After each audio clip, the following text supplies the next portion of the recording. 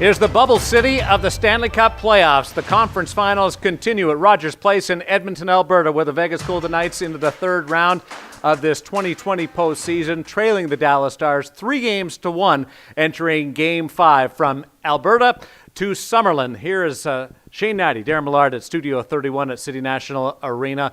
It is one of those scenarios that really test your optimism. Half full or half empty in a 3-1 situation in the Stanley Cup playoffs. And some see the end, others see it as the start of a historic comeback. An athlete has to keep so even keel. When you're in that situation, what are you thinking of going into this?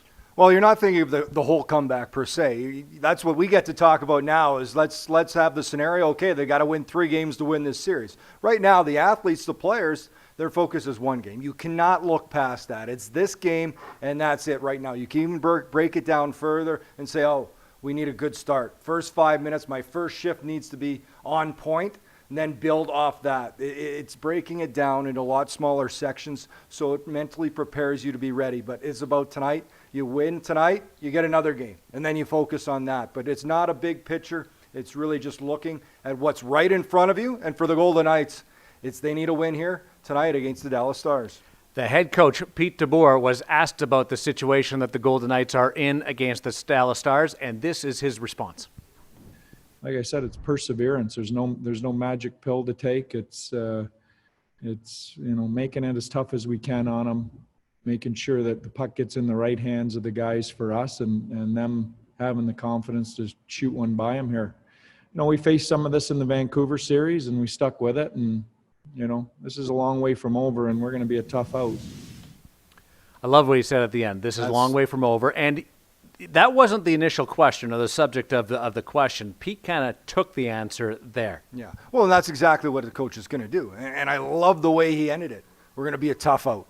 And that's the mentality you have to have if you're in that room tonight, that this is going to be easy. You've got to leave it all. And for the players, this is what it's about. Their game has been, you can argue maybe they've outshot, which they have. They've outshot the Stars. They've outchanced them. But they haven't won. They've only won 1 game out of the 4. So they need more. It's about want. It's about will. It's about urgency to their game, but it has to be controlled. And he said, putting the puck in the right guy's hands, those guys need to find the back of the net. They need this to be a complete effort. Every individual has to say, I'm going to give it this much more. I'm going to do it for my teammate. I'm going to do it for myself. And then you hope the outcome. Not hope. Actually, you feel confident. He used the word confidence. You have to have confidence, and you have to have belief as a unit, as a team, as you head into this game.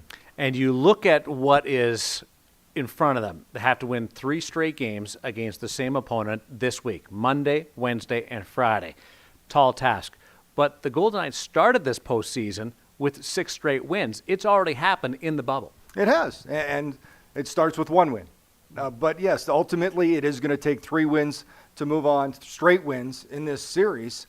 And they have done it. You can pull confidence from so many ways. You look at your past, you look at situations you've been in as a team, whether it's been individually. A guy like Alec Martinez can look at, his past at being down 3-0 against San Jose Sharks and with the Kings coming back and then winning Stanley Cup. So everybody's going to have a different experience with it at a different level, but they've all played hockey long enough. They've all been in difficult situations.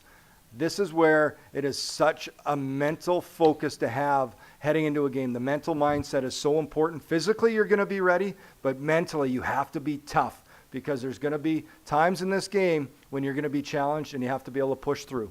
What did you think of Paul Stastny's statement today where he said that he's been on teams that have trailed 3-1 in a series, and in the back of his mind, he knew that there wasn't a chance that club was going to come back and be able to push that series further on.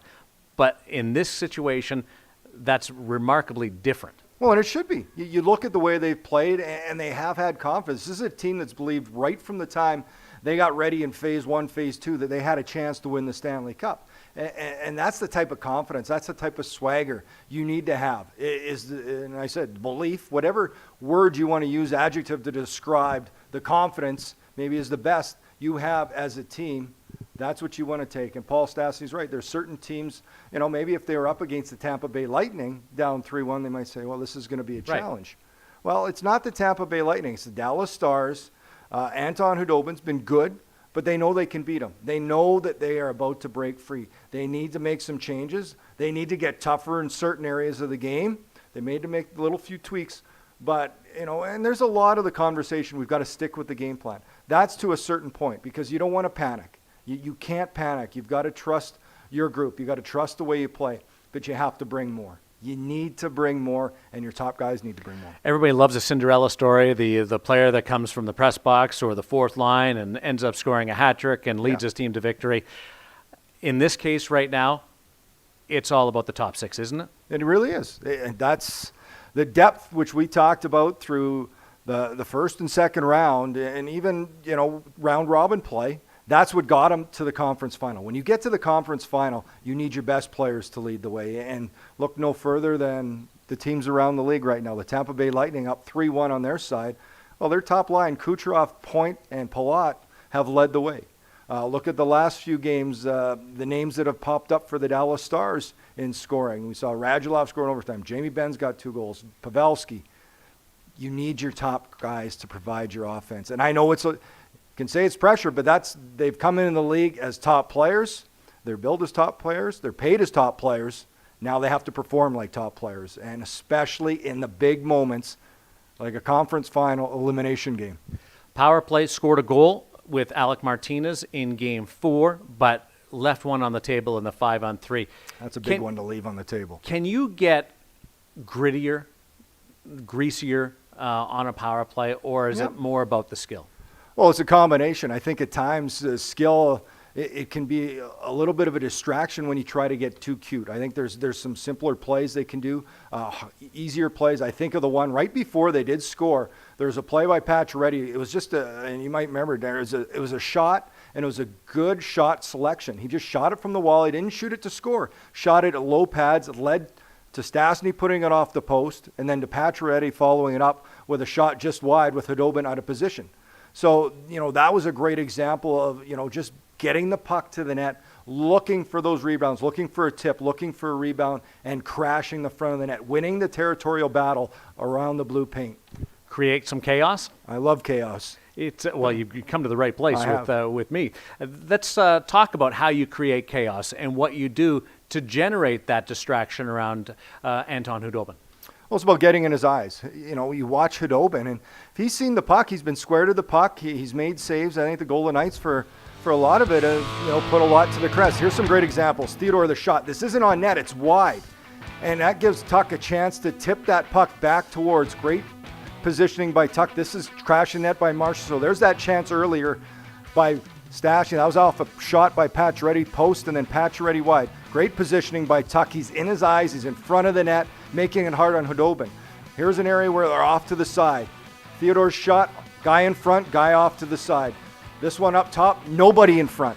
You need a guy in front on that play and on this play a little late. That's a half second late to getting to position. So that's a little bit quicker to get and take away the eyes of the goaltender, and then having 1 or 2 guys off the side. You can't have everybody piled in front. You've got to have 1 or 2. And Paul Stastny kind of said that today when he was talking about they've got to be smart on how you screen. You can't just throw 3 guys right in front and a rebound comes off to the side, Dallas grabs it, and they're off on a breakout. They've got to have one guy trying in front of the net, battling another guy around that area, and maybe a guy off to the side, because a lot of times Khudobin is challenging so much. Maybe there's going to be a shot pass off. And I think that's what the Golden Knights need to start looking for. And, they've got to, get creative here offensively. They've got to get dirty offensively. There's a lot of things they can do. They've put the shots. They've outshot Dallas 130-92 through the 4 games. They've outchanced them in high danger 51-38.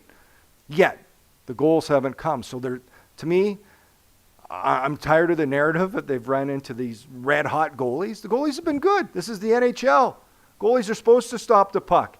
It's up to you to make their life a little bit harder. And the narrative it's been 7 games. I'll give Demko a couple of those games, but I think they can make it harder on the opposition goalie. Well, the .952 save percentage for Anton Khudobin in this series follows up in the .985 by Thatcher Demko. I mean, those, when you put them together, it's extraordinary what they've really run up is. against. But there's also that narrative of trying to find a way around it has been preached for 7 games now. Well, it's on the players now to execute it. There's certain situations. I think there's a lot. They had 19 missed shots last game, so to me that's squeezing the stick. We saw that a little bit in the Vancouver series when they weren't finding it. And maybe you don't have the bounce going your way right now. Pacioretty's hit a couple of posts. If you're feeling it and confidence is high, it's funny how that instead of posting out, it's posting in.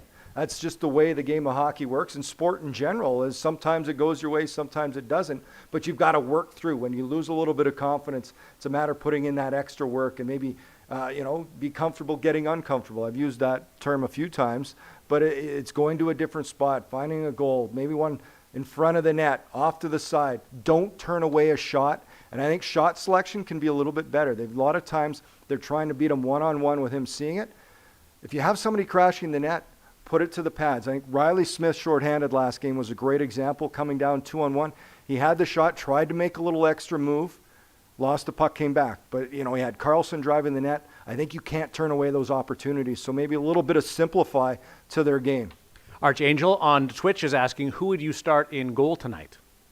Well, Robin Leonard, just Marc-Andre Fleury, at this point, a game like this, unless, and I've said this, I think on radio, might have said this on this show, I think I've said it on Insta intermissions that I do, unless Marc-Andre Fleury can come in and score goals, there's no need to change the goaltender. Goaltending has been a non-issue for the Golden Knights. Goaltenders have given them a chance to win every game.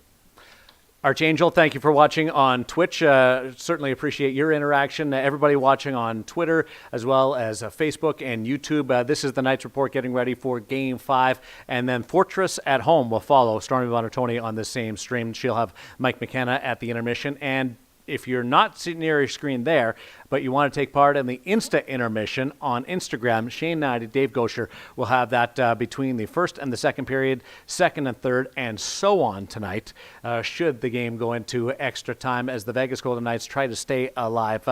Where the goals are coming from has been a big narrative, almost as much as the lack of offense for the Vegas Golden Knights. And when you evaluate this here, it's really strange. The series is 6-6 for total goals. Yet Dallas is up 3-1. And the idea is that Dallas is getting big performances out of its top players, and Vegas is really struggling offensively. Yet total goals are equal. Well, and that's it. And the Stars aren't, they haven't broke out. And I think a lot of that is the Golden Knights have done a good job defending. The one area I'd like to see the Golden Knights is their starts. I think that is going to be one of the keys to tonight's game, to get an early lead. Get a first period goal, which they've yet to do in this series. The second period's been their strongest. The third, they've been able to have a little bit. But, yeah, you look at this, just 6 goals apiece through 4 games in this series. There hasn't been a lot of offense. I think the Golden Knights certainly have generated more chances. And now it's a matter for them to come out and find the back of the net, have that confidence. Get the puck on the stick of the right guys. They've got to break through. I think guys like Jonathan Marchessault, Riley Smith, and Max Pacioretty. So Smith, Marchessault, 10 games without a goal. Pacioretty, 7 games without a goal. Those are your 1, 2, and 3 leading goal scorers from the regular season. They've got to break through, and I got a feeling they're ready. I think this is the game that they're ready to come out. These guys are committed. You know it's going to come eventually, or at least you certainly hope so. It's on them to perform. Riley Smith during the regular season, his shooting percentage was 16. It's 8 right now in the Stanley Cup playoffs. Jonathan Marchessault's shooting percentage during the regular season was 10, 9-7, but I rounded up. Yeah. It's 5 right now. Pacioretty's not half, but it's a couple of points off. So your point about those 3 players. Well, I think just continue to shoot, and that's an example of, well, you don't like to, I hate to use the word frustration, but I'm sure there's a little bit of that because they've been able to generate the shots. They've been unable to find the success that they're used to. So maybe it's a matter of changing, whether it's an angle, it's a low shot. Riley Smith's had a couple coming down that left side, trying to go high, maybe try to go low, shoot for the feet, shoot for the 5-hole. They've got a book on Khudobin. He's a quick goalie. I think he covers low, but his recovery, he's quick, but he's down. He's one of the smaller goaltenders in the league at 5'11". And I think, maybe the mindset now, and I get it. These guys are used to scoring goals. They want to shoot to score. But if you've got the right traffic, you got the right middle lane drive or that far lane drive where a rebound can be kicked out to, don't be afraid to do a little shot pass. You see every team do it coming down the wing for years. Not to take away from what Hudobin's doing right now, because it is remarkable. It is. If he was coming up through the ranks right now, he might not even be drafted. Because he's 5'11". He's 5'11". You just don't see that. There's, and 3 of them in the league? Halak, it's amazing. Hudobin, and Saros. And so what he's been able to do and step up, not even the number one goaltender, and he's been able to step in, which shows the depth of the Dallas Stars on this side of things. We're getting some lines being sent in of the pregame warm-up that are taking place right now, and it leads us into Mark Stone and his availability. And Stone is listed as the right winger on the top line with William Karlsson and Max Pacioretty. The other lines we'll get to in just a little bit, but the fact that there were some questions whether Stone would be available tonight, and he is going to go. Well, that's just great news for the Golden Knights. It was a block shot in the second period against the Stars. Took it to the inside of his right foot. Stone, a great play going back. Commitment, sacrifice, exactly what you'd expect from one of your leaders, even though he's one of your more skilled players. A great defensive play.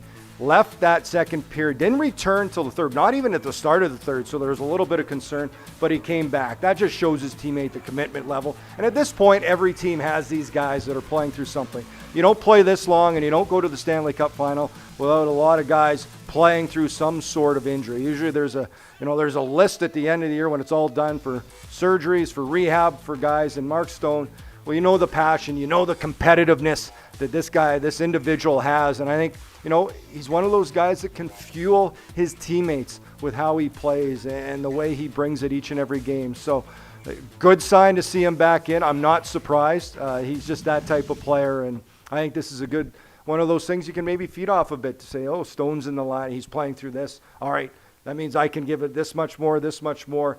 You need your leaders. And that's an example, leading by example. We are like you. We were waiting to see when the players came on the ice in Edmonton whether Mark Stone was going to be included in that group. So when I said his name and he was available, you got this little smile on your face. Well, I'm not surprised because a lot of the talk for us today and for anybody is, Mark Stone. You're worried about it.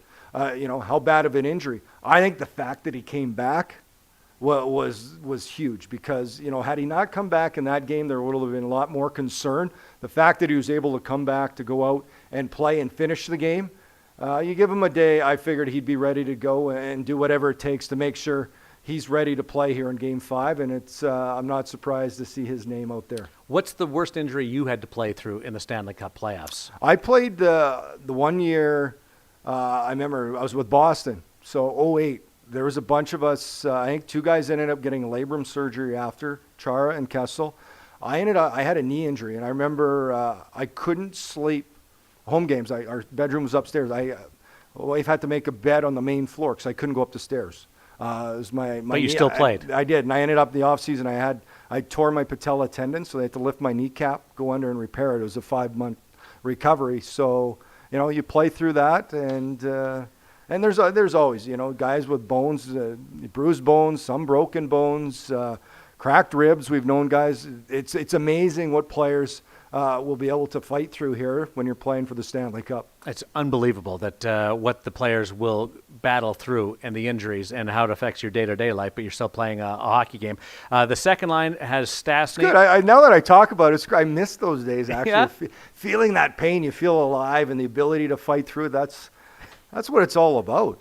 Well, I mean, you didn't need a broken kneecap or a patella tendon to sleep on the couch. No, we've all been there before. Stastny, along with Marchessault and Riley Smith. So that line is together. Chandler Stevenson with Nick Cousins and Alex Tuck. Yep. And stop me if any of this jumps out at you, but Nick Waugh between Ryan Reeves and Will Carrier, and the defense is the same. Yeah, and I'd love to see that fourth line have the ability to play more. And how does that happen? Well, certainly discipline plays a factor. Special teams cuts their ice time, but chasing a game. That's why the lead is so important. When the Golden Knights can play with a lead, they can roll their bench. They can come at you in waves. It allows them to play more to that style they love.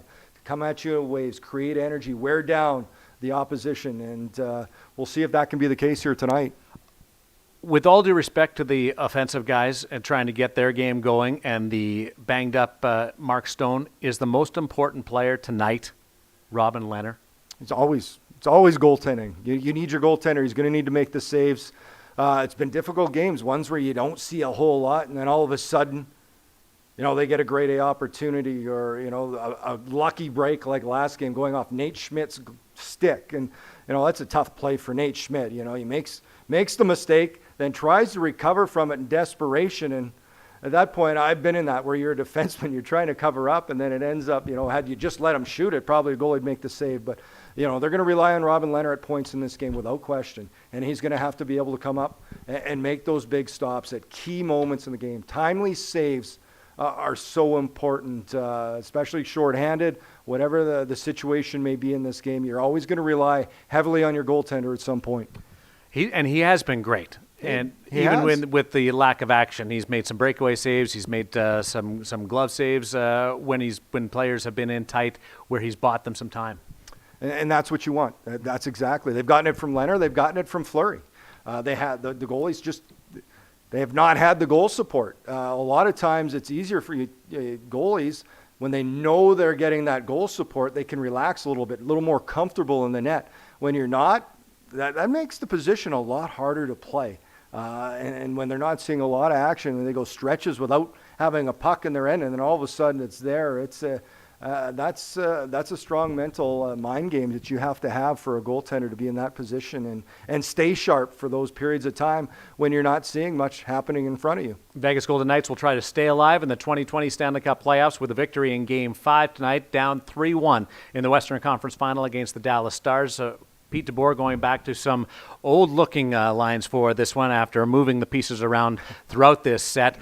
For Rick Bowness and the Dallas Stars, they haven't lost since they put their big three together. And not like they've exploded, but Jamie Benn, Tyler Seguin, and Alexander Radulov have had a big impact on this series, perhaps nobody more than the Dallas Stars captain. Well, and I think it's Jamie Benn's body of work. He's gotten some goals, but you can see the way he's playing right now. He's physical, he's in your face. And Rick Bowness just said yesterday, his quote was, "Our team feeds off Jamie Benn." And that was followed up Joe Pavelski, who's been around the game a long time. This is a big quote from a team. He says, he wants it. You can see that. And that's exactly what it's about. He's bringing I said this off the top of the show, who's going to have the most will and want in this game? And Jamie Benn's been a player that's had it. He's been able to provide a couple goals, had the game-winning goal right there on the power play for the Stars in Game 4. And he's the guy that's fueled his team. And now it's up for the Golden Knights, not only to get their top guys going, to make sure those guys stay quiet. Gamer, right? That's what gamer. Jamie Benn is. And he might be playing his best hockey in 2 years. Now in this he's been playing series. great. And they've got a lot of experience. That's the one thing I think we forget about this Dallas team. They've got three guys that have over 1,000 games in Cogliano, Perry, Pavelski. They've been around a long time. Jamie Benn's over 800 games. The Golden Knights have just one player over 800 games, and that's Paul Stastny at 945. So there's a level of experience in that Dallas room, and I think Jamie Benn's been around a long time. He's 31 years old. As players, you recognize that this moment doesn't come around often, and you do not want to waste it. And everybody's aware of it, but it's a matter of going out now and showing that on the ice. That's what this game's going to be about. It's going to be mentally who can go out and step it up the most, and that'll be the winner. So urgency is a word There's that a great I word. like to lean Urgency. on, but sometimes it's overused. And Stormy Buonantony asked a great question, Jonathan Marchessault, yesterday about his emotional level and John, whether it needed to be cranked up with the team or lowered down and be calm and composed. And he said, mine needs to come down because of the penalty. So that's another term, controlled emotion. Okay, so where do you see, can a team manufacture or play with its level of urgency? I'd like to see it as high as possible throughout the whole game. I don't think you want to have a sag in that urgency, in that ability to go out and want to win this game. I think it's important to try and keep that as high as possible. I think that's different than emotion. Emotion is something that has to, as I said, controlled emotion is how you want to play. You don't want to be retaliating. You want to initiate, not retaliate. And I think that's going to be important for the Golden Knights, is to go out and take the pace of the game, initiate how you want to play, initiate the speed, initiate their forecheck, all those elements that make them successful, rather than wait back and see what happens. Have the urgency off the bat. So there's composure, and we love composure. We're throwing a lot of words. Yeah. This is like my old English teacher would be, really, Shane? Where'd you learn this? Feel like you're in psychology class right now with urgency and composure. And bring my thesaurus next time. But, sometimes you'd like to see composure is great when things are going bad because everybody sticks to the game plan. Composure takes away from panic. Right. but then there's urgency where you'd like to see a higher level of just, let's go get it. Yes, and that's what you want to see. I think there's going to be moments when they're going to need composure.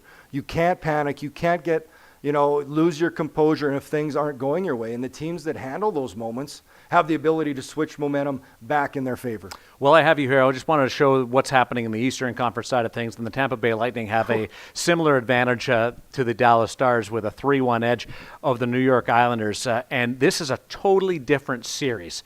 They're playing in the same bubble, on the same ice, but absolutely polar opposites in games. Tampa Bay and the New York Islanders combined for 3 goals yesterday in 27 seconds.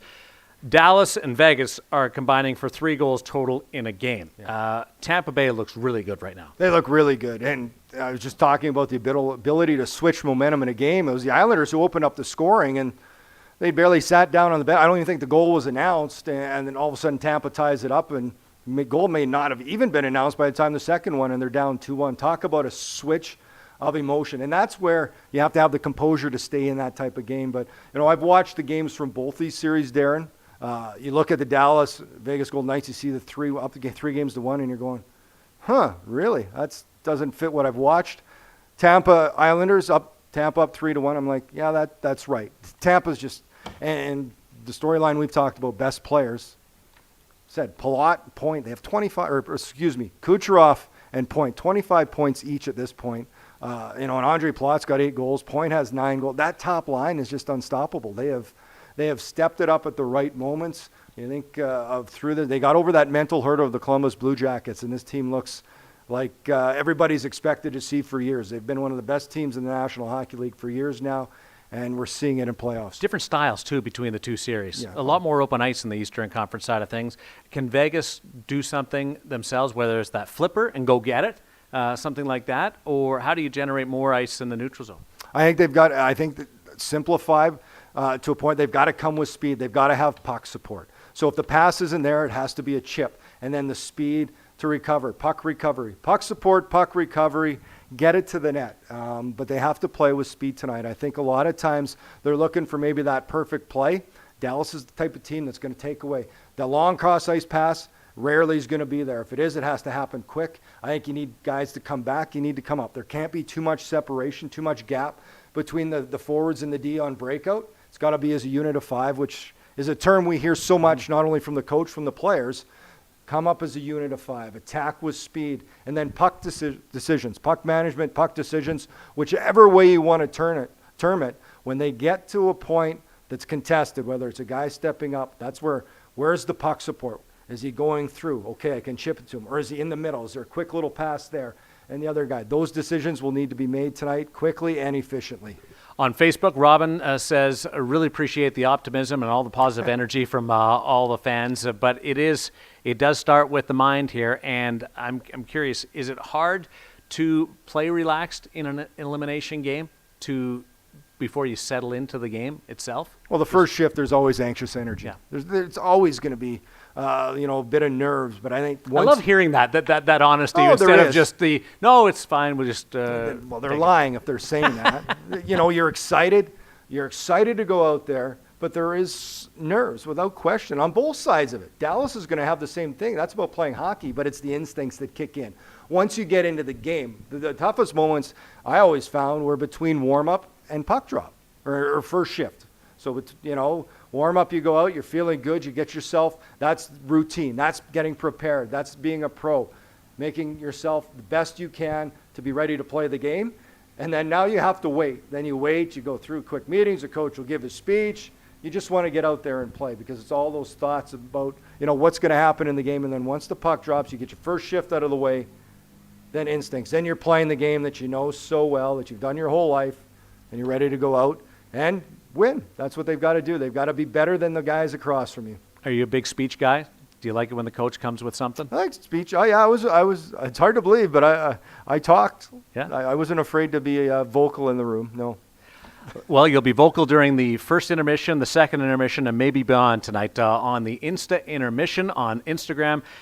Shane Knighty is actually the quarterback of this thing with Dave Gaucher, so it's a role reversal. You're asking him the questions. Yeah, and he'll be back tonight. He missed last game. He was off doing some Yeah. radio Yeah, work, radio work calling the for- Stanley Cup playoffs in the Eastern Conference Finals. So Shane is the quarterback of that, and I always like to tune in just for the simple joy of watching you wait for Dave to log in. Technology's not his strength. Let's just say that. That's the Insta intermission tonight on the VGK Instagram account. Tune in to NBC Sportsnet, Sports Network for the game on television, the Vegas Golden Knights radio network with Dan Duva and Gary Lawless coming up in mere moments with the call of this one. And the second screen experience continues with the Fortress at home right here. This stream, you don't have to do a thing. Stormy Buonantony will be back up with all your favorite experiences from T-Mobile Arena and the Fortress. Mike McKenna stops by during the intermissions with some game analysis of this one. Game 5, Dallas Stars, Vegas Golden Knights. Vegas has to do something they've never done before, win 3 straight elimination games. It starts with this one. The historic comeback begins with a Game 5 victory. We'll chat with you again on the Knights Report. Enjoy the game.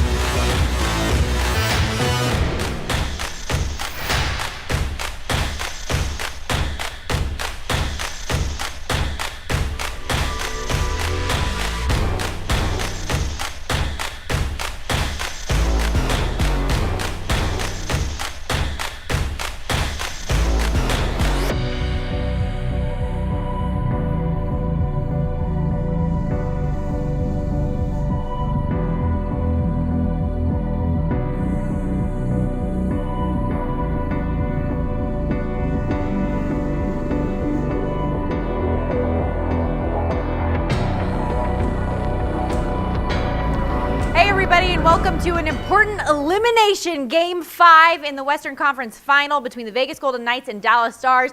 And we are here once again for Fortress at Home. I'm Stormy Buonantony. This is Mike McKenna. And we are ready with all of the energy in the world because, Mike, we may be down, but the Golden Knights are not out. It's a 7-game series for a reason. I've been in this position before.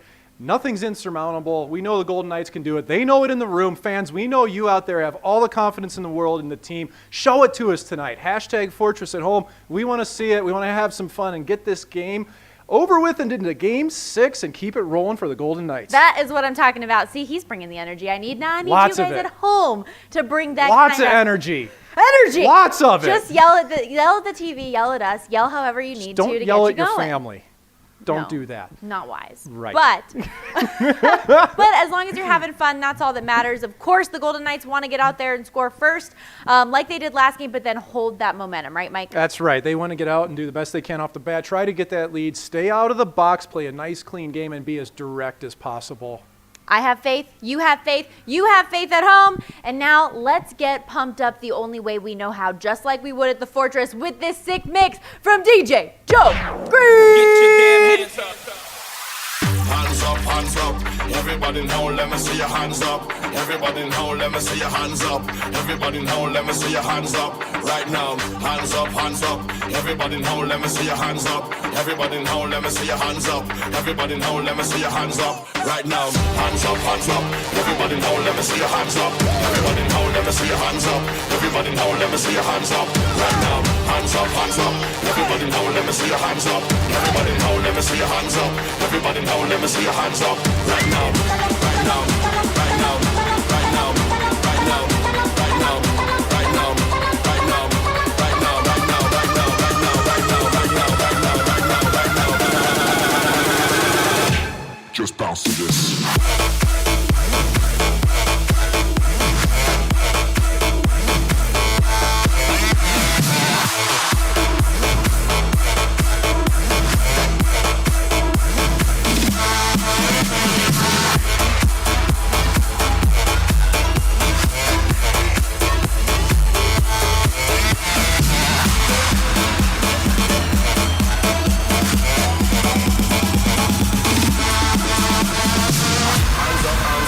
Everybody now, let me see your hands up. Everybody right now, hands up. Everybody now, let me see your hands up. Right now, hands up, hands up. Everybody now, let me see your hands up. Everybody right now, hands up. Everybody now, let me see your hands up. Right now.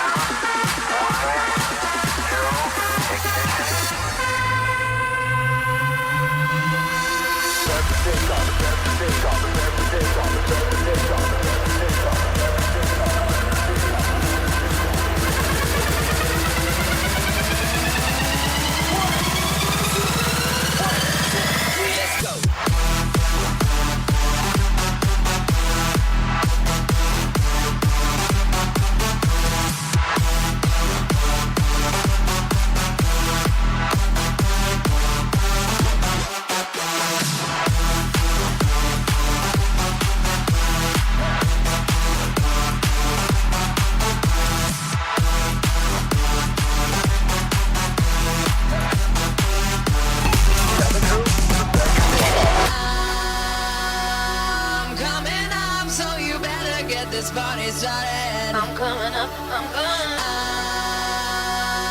coming up, so you better get this party started. I'm coming up, I'm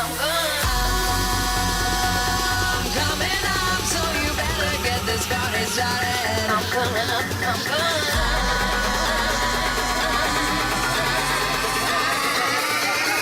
Ain't no stopping, we dropping this.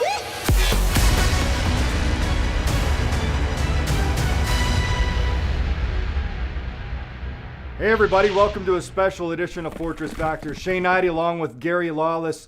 The Golden Knights coming off a 2-1 defeat to the Dallas Stars, now down 3-1 in a must-win situation here in Game 5, 5 p.m. Pacific time tonight. The Golden Knights take on the Stars. Gary, what do you need to see from the VGK? Well, this will be all about mental strength tonight, because if Vegas gets ahead and then Dallas scores, they can't sag like they did in Game 4. They have to keep moving forward. Mental strength. There's no margin for error anymore. So mental strength, a big key for the Golden Knights tonight. Well, the Dallas Stars have really leaned on their goaltender, Anton Khudobin, who's been excellent. But up front, it's been their veteran leaders that have led the way, Gary. Yeah, and on the other side, as good as Robin Lehner and Marc-Andre Fleury have been, Vegas's top guns have not gotten it done so far. They need to get off the mat. Mark Stone needs a big game. Max Pacioretty. You can go down the line. Riley Smith, Jonathan Marchessault, Paul Stastny, William Karlsson, all of these guys, the top 6 for Vegas, they need to produce. It's not enough to say Khudobin was great and we lost. They've got to produce. Now they'll need to shut down the Dallas top guys as well. Everybody enjoy the game. Let's hear you loud and proud as the Golden Knights playing to play in another game.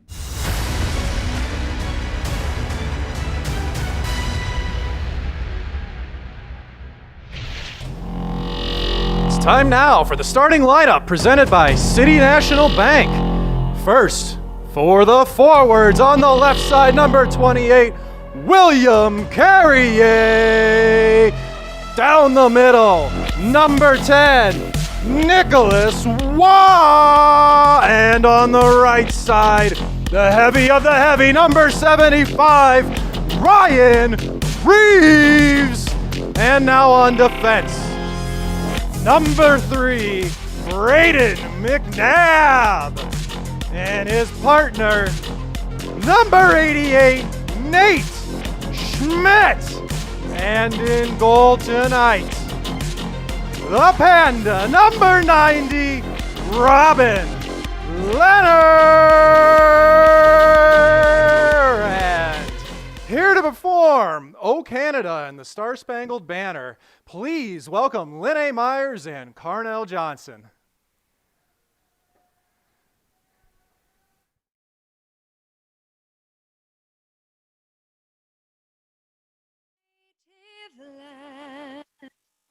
True patriot love in all of us command.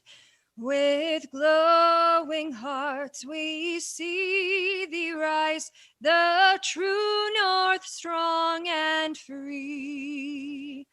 From far and wide, O Canada, we stand on guard for thee. God keep our land glorious and free. O Canada, we stand on guard for thee. O Canada, we stand on guard for thee.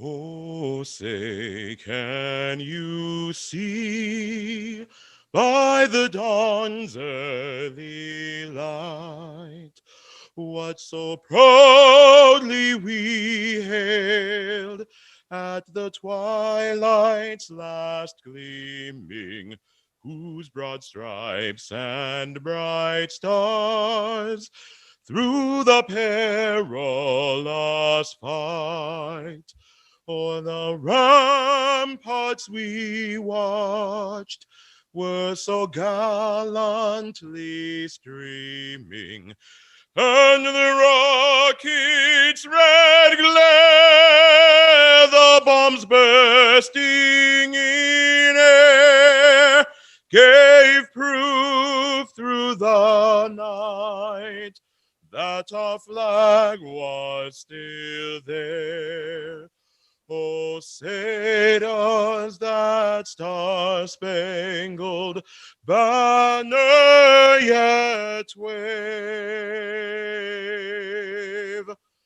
o'er the land of the free and the home of the brave?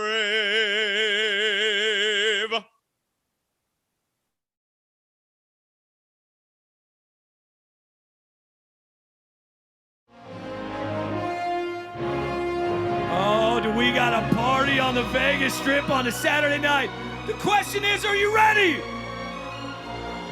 Welcome to our house, the Fortress, the undefeated lineal heavyweight champion from Top Rank Boxing, the Gypsy King, Tyson Fury. Tyson, it's a Saturday night. Let's start with the knockout, brother. Let's go.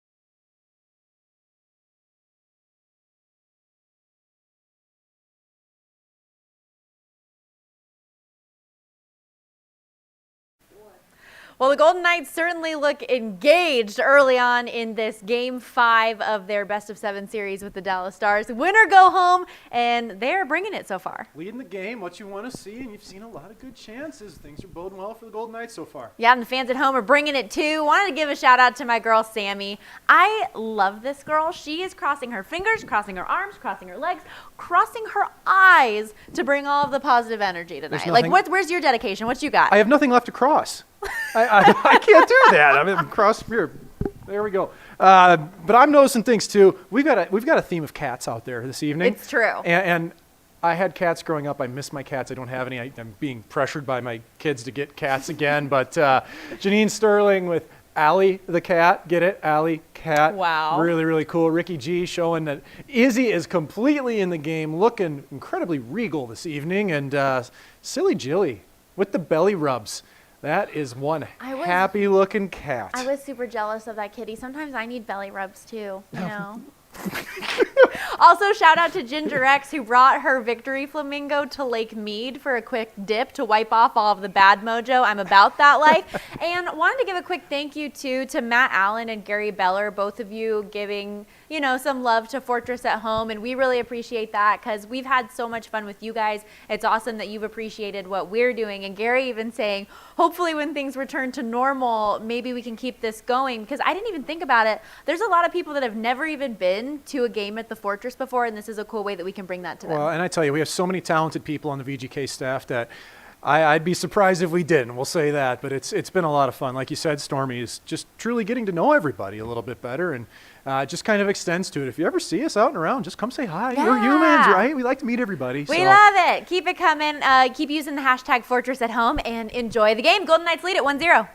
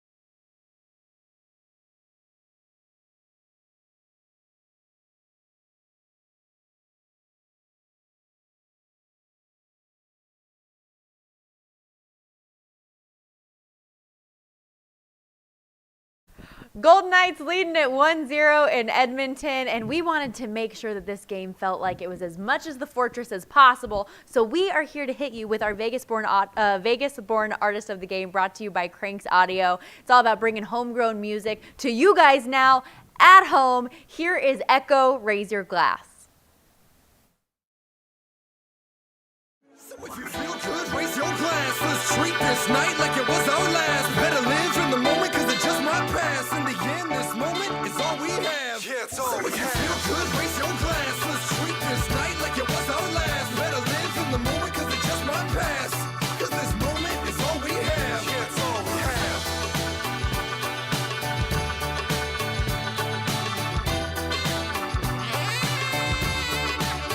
Yeah, it's all we have. If you feel good, raise your glass. Let's treat this night like it was our last. Better live in the moment, cause it just might pass. Cause this moment is all we have.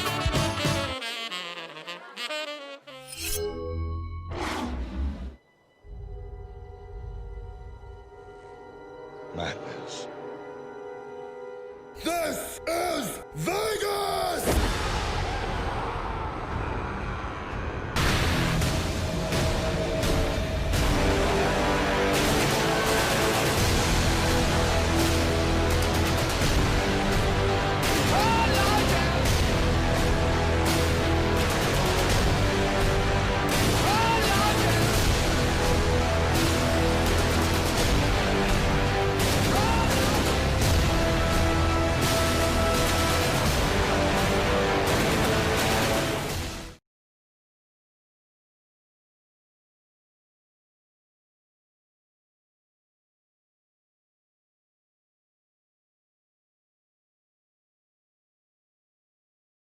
Time to defend the Fortress. That means your Golden Knights are on the Ed Bernstein penalty kill.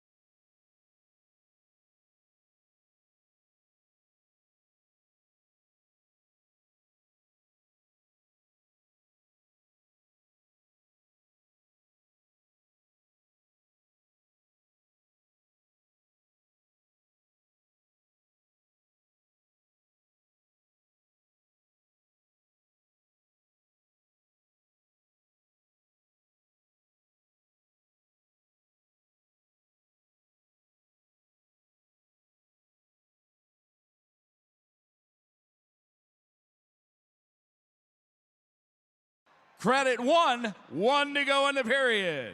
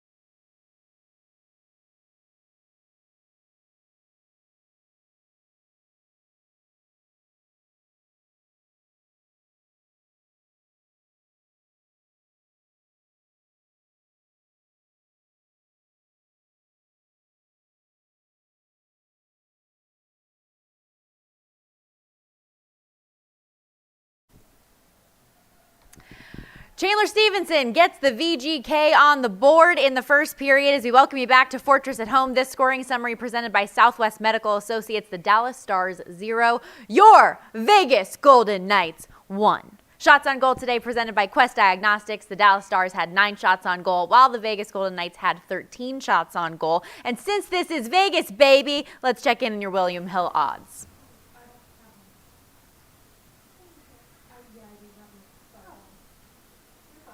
Hey, just kidding. Apparently. We're just going to talk instead, Mike. Does that sound better? Stormy, I'm all about it. Let's go. I'm all about awkward silences, too. I hope that was good for you, as good for you at home as it was for me. How about them VGK? How about that? them VGK? Yeah, the Golden Knights obviously taking that 1-0 lead. First and foremost, can we just talk about the transition game? Because that's how Chandler Stevenson scores. And there were a couple of instances where we were able to see that. Saw Riley Smith have an opportunity later in the period as well. Didn't see any against. That's a big part of it.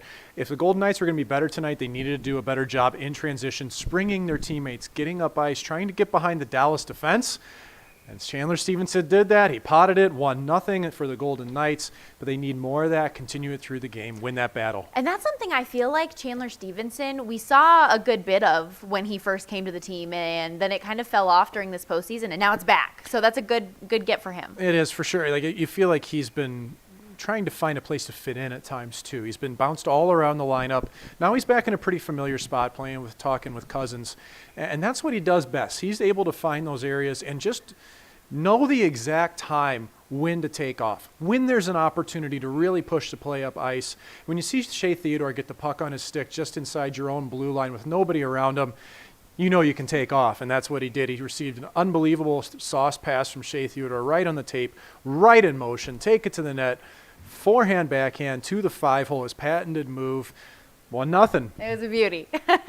And for the Golden Knights on the board first, really important. It was a point of emphasis last game to score first, but they weren't able to hold the momentum last time. What have you seen in the last couple of minutes of that period to lead you to believe that they will? Well, they were able to sustain control. It wasn't just a matter of scoring first and then Dallas comes right back. It wasn't like that at all. The Golden Knights maintained possession and control and sustained it, and they really were wearing down the Dallas defense from what I could tell in the zone. It looked like Dallas was running out of energy at times. You'd see 30, 40 seconds in zone for the Golden Knights. That takes a lot of energy out of Dallas's defense, and it just gives more and more life to the VGK bench. As they see it, as they feel the tide turning in their direction, you could sense that. You could sense that they were in control. You have been thinking, I know, since the end of last game to now, that the Golden Knights were missing a bit of that physicality. You even posted on Twitter, when's the last time that the Golden Knights had a fight? Well, it's not. I don't know if it's like a fight, but we did see Will Carrier drop the gloves. Ryan Reeves steamrolls Blake Como, then takes another shot at Esa Lindell. We're seeing more of that from the fourth line. Big time. And through the lineup, I mean, Will Carrier, I can't remember the last time he dropped him, but he was about to there. And that's my point is not that I felt like somebody needed to go out and stage a fight. My point was that the Golden Knights needed to play right to that very edge where altercations happen. You saw scrums this period. You saw Ryan Reeves run over people, like you said, Will Carrier as well. And they got to play a regular shift, too. That's important for the Golden Knights to play all 4 lines. But it was a huge step in the right direction to me. It seemed like there was just moxie and swagger to what the Golden Knights were doing, and that's when they're at their best. Well, was it more of the emotional level that you're looking for, too? Because we've seen it in waves, I think, throughout this postseason, but hardly at all, I feel like, in this Dallas game. And in a win-or-go-home game, you expected the passion to be there, and I feel like I'm seeing it. Yeah, it really looks like it's an elimination game right now. And here's the thing, though. You want to play with emotion, but you don't want to play emotional. If you let everything go on the wavelength, it's really difficult. You want to use your emotion to propel you forward to play harder, but you don't want to let it consume you and get control of you. And I felt like the Golden Knights did a really good job in the first period of making sure they had that emotion, but not crossing the line. No dumb penalties, no retaliatory. They took the fight to Dallas. Well, it's funny, too, because in media availability yesterday, I asked Jonathan Marchessault about emotional intensity. And he was like, you know what? I actually don't think I can raise my emotional intensity anymore. If anything, I need to cool down a bit, because we did see that retaliation penalty last game a couple times from him. But so far, so good.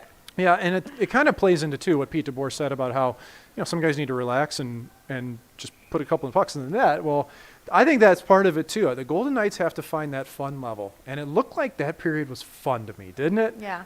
They looked engaged. It looked like they were truly back to what drives them. And it's easy when you get down, especially when you haven't faced a lot of adversity, to let it consume you and to forget that you're still playing hockey and this is supposed to be fun.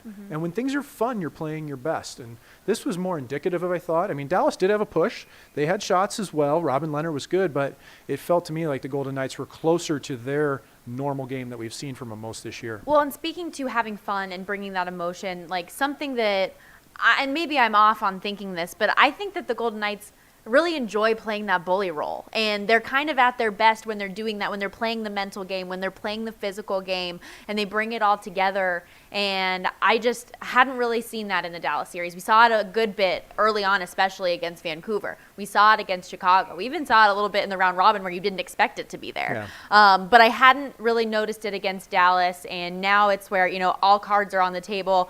This is your last-ditch effort to keep your series alive, and I really enjoyed just kind of the go of it, the comfort. I think you're spot on with it. I mean, and this is the hard part. Dallas is a team that's really, really hard to bully. This is a hard team to intimidate.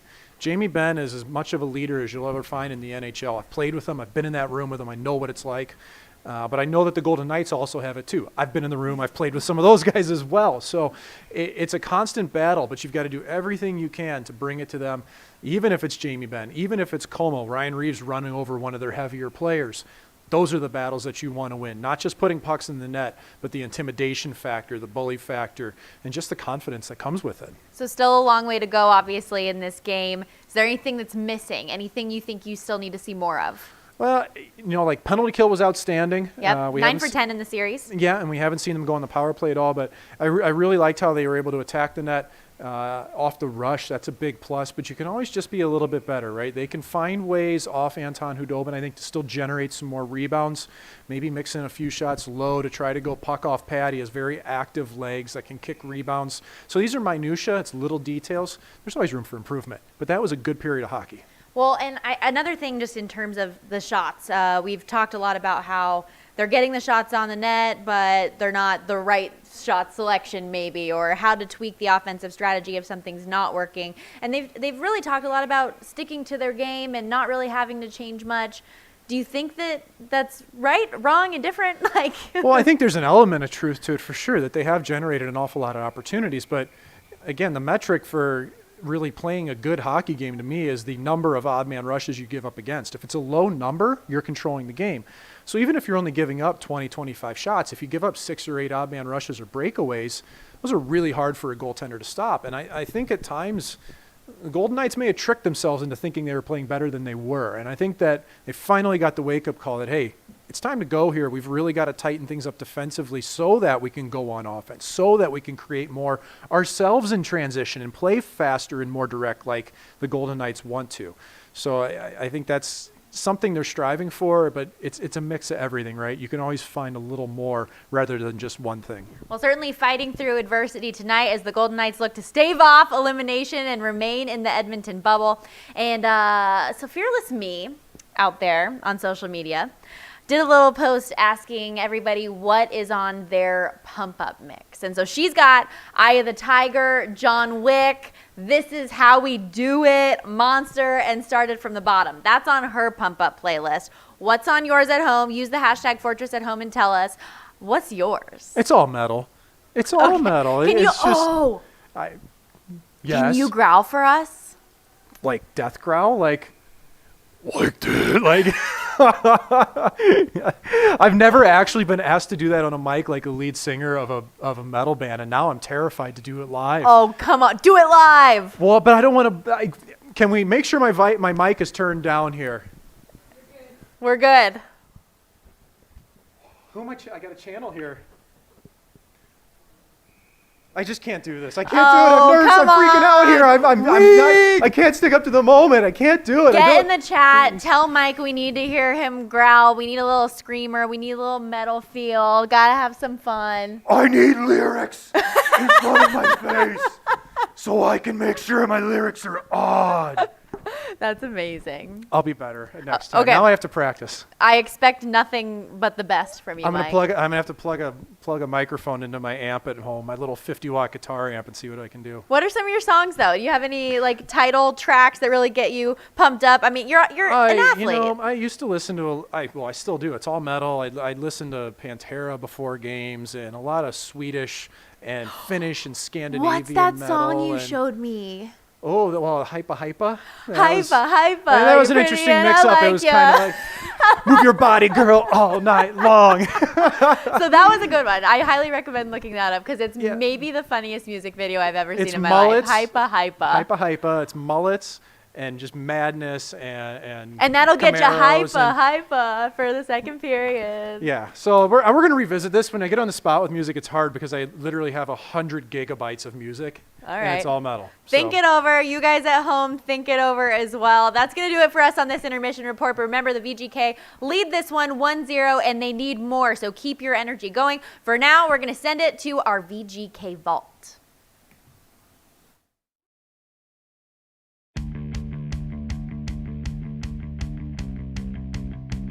I'm starting to find it.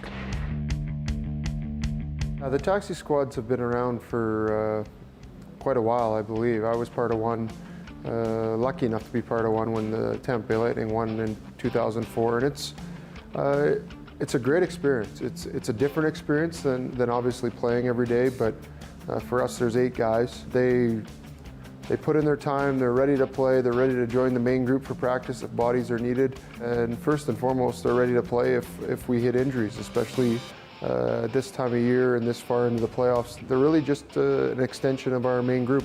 Yeah, just take it all in. I mean, I remember my first warm-up that I did, just warm-up, but I was so nervous and just excited all day. I had a headache coming into warm-up, and I was like, geez, like, how am I going to do this? And I got to do another warm-up, and I felt a lot better. So that experience and this that will make it a lot easier to eventually play my first game. A lot of credit goes out to them, and the way that they are preparing themselves and the way that they take, each and every day, each and every practice, trying to get a little bit better, trying to stay ready, is an important part of our organization, an important part of our depth. Yep.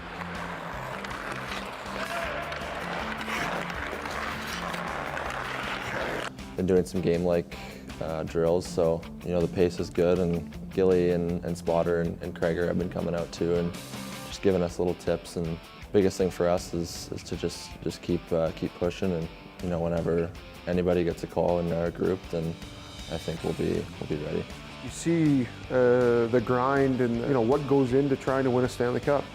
Sometimes coming from junior or college, you haven't experienced it. Until you experience it and are a part of it, like these guys are here in the bubble, it can be different. And I think part of that is being ready to take warm-up. Part of that is being flexible with your schedule. And we've seen guys take warm-up. We've seen guys come into our lineup and play and contribute. And that's the most important part, is that they're ready to come in and contribute and do what they do best.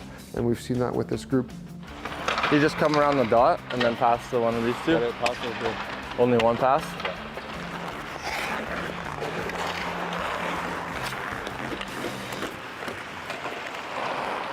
I was on the tape. One thing I love about our team, more than anything, it's something that I think is incredibly important, is how, from guys that have been in the league to Flower, who's got 3 Stanley Cups, to Marty, who's got a couple, and guys that have been around the league for a long period of time. We don't have guys that don't view this as one big group. This is our team, taxi squad, guys that are in every night. We're all the same. We're all professionals. We're all here, to play hockey, but we're also a great big family. Which was what makes it that much more important. And I think you don't have this feeling of there's the taxi squad and then there's the guys playing. It is VGK, and that's it. For me especially, I haven't really got a lot of time during the regular season or anything like that with these guys. So just being with them every day, and they've done a really good job of keeping us in the loop and making sure we're feeling a part of the team too. You realize how close you are being here, going to warm-ups, and to get that taste and do this every day makes you want to do it for the rest of your life. Obviously that fuel is already there, but this just adds it more, and being here with the guys every day and creating relationships, I just want to continue that for a long time and win a Stanley Cup again.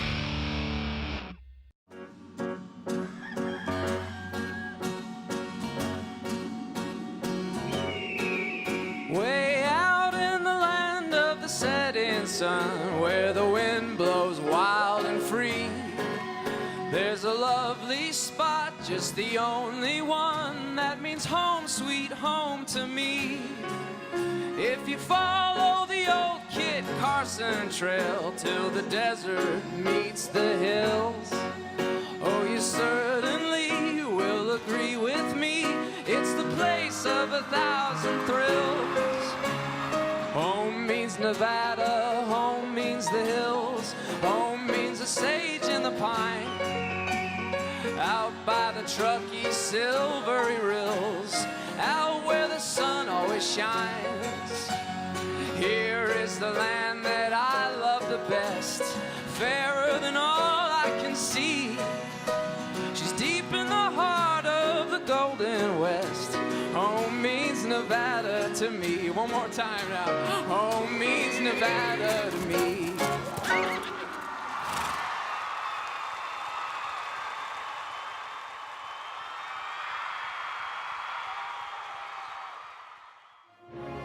Golden Knight fans, a huge 2 points on the line tonight to get us started. He's been headlining in Las Vegas for over 18 years. Murray the Magician at the Tropicana. You ready to get us going? Can't wait. Let's do this. Let's go. Crank it up, baby. Golden Knights fans, let me hear you.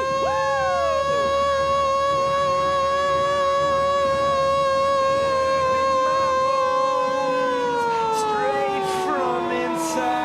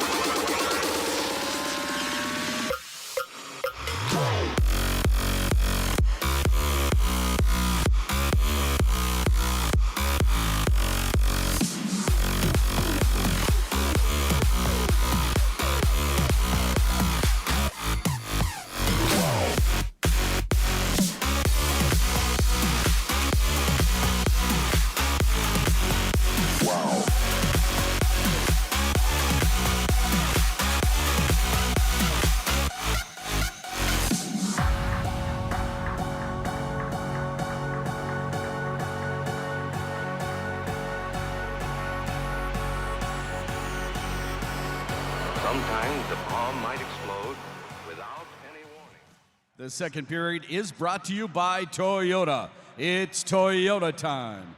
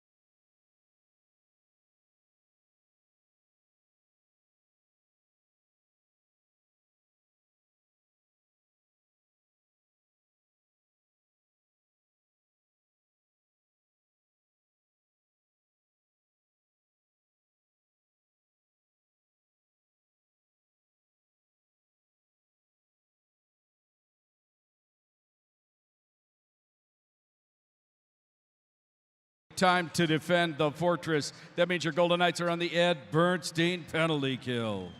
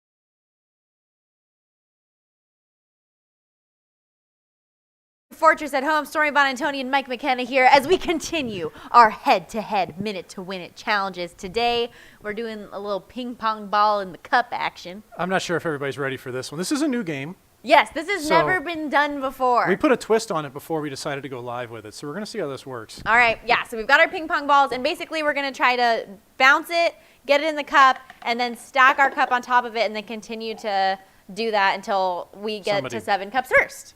Are you ready? Yeah. And Lego.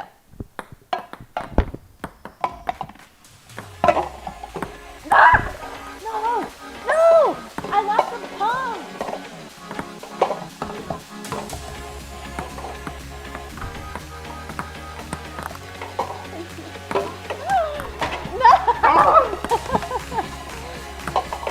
Yes! Okay. All right. And we back. Dr. Seuss. Oh, wait. I need help. Am I making enough? Aha! Or do I have too many cups? You can never have too many cups. Yes! Woo. I'm waiting to fall out of my chair. Hey! I did knock it over, though, at one point. I had to put it back up, so. Oh, you didn't re-stack up by No, I individual knocked it pongs? over. I don't so know, guys. You I be think, the judge. I mean, I'm in all fairness here, it was with an asterisk, I think. All right. A word that I cannot say. It's all right. I'm just used to being a big lahu zahur, as they say. So. It's okay, Ace. All right. Hey, but remember, these are pretty awesome ping pong balls. I'm going to see if I Plug can 'em. convince some people to let me take these home. You can get them at the Arsenal downstairs here at City National Arena. And tons of cool stuff like this down there, or at the Armory at T-Mobile, or at VegasTeamStore.com. Check it out. For now, back to hockey, people.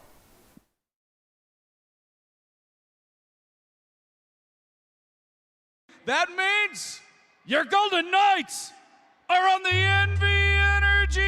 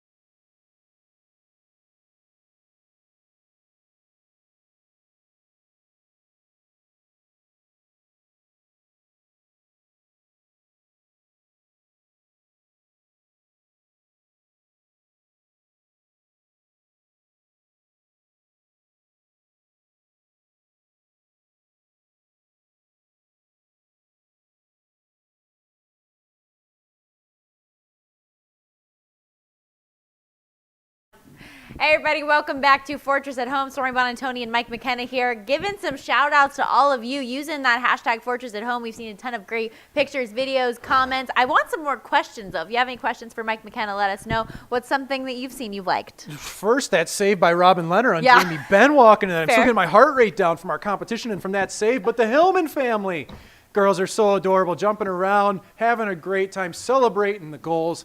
Love seeing you guys whenever you come in on hashtag Fortress at Home. That might be my top family so far. So Top much fun. family.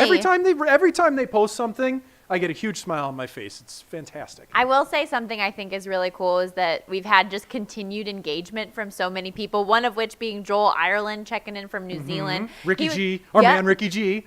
Yeah, Rick Gutierrez has been all over it. Ginger X, Gary Beller, all them. So it's been really, really awesome. We really appreciate you guys tuning in every single game and having fun with us, keeping us energized and excited. It's been great. Stormy's getting everything collected after that loss in the game, but again, she's ready for redemption. So I Ugh, think sorry, I'm emotional. I'm a loser. What do you want play from with me? emotion, And you were not getting so emotional. much. You were getting so much. Oh my gosh. Okay, Pete. No, you were getting so much love on social too. None of you guys had confidence in me that I could win the ping pong challenge. You did better when it was food. Well, you do you smoked know me in the me? food competitions. Do you know me? Cookie face, no chance for me. Just call me Snack Time Stormy. What can I say? No, but great stuff. And again, yes, like you said, a huge save from Robin Leonard, especially given that the shot attempts at the midway point of the period were 18-2 in the Golden Knights' favor. Would not want to see a puck go the other way. Let's get back to the action on the ice.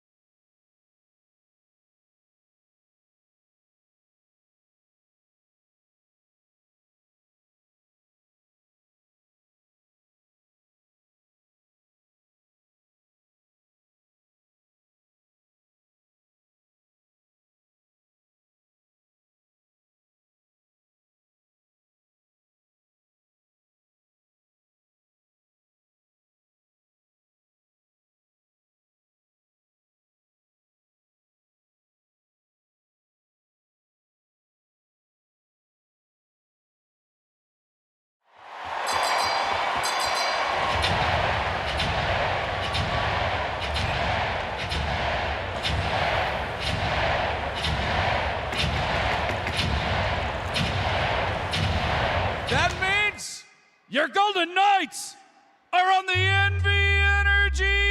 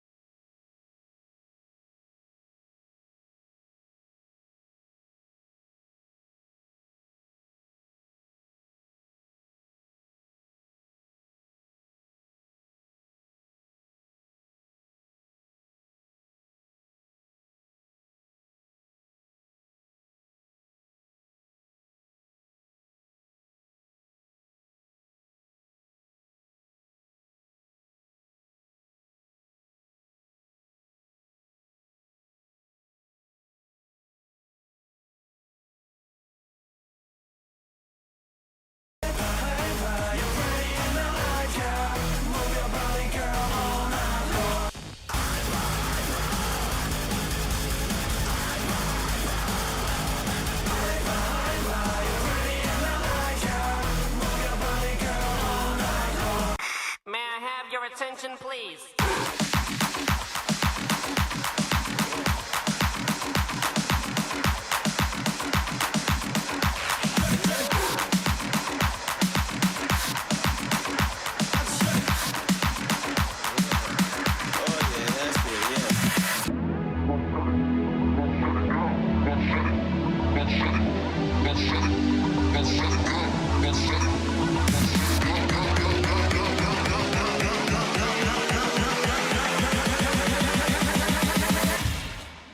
Yeah, we about to shut it down.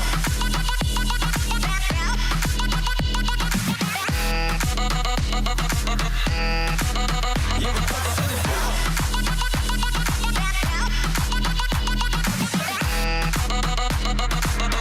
Oh yeah, that's message. I said I'm not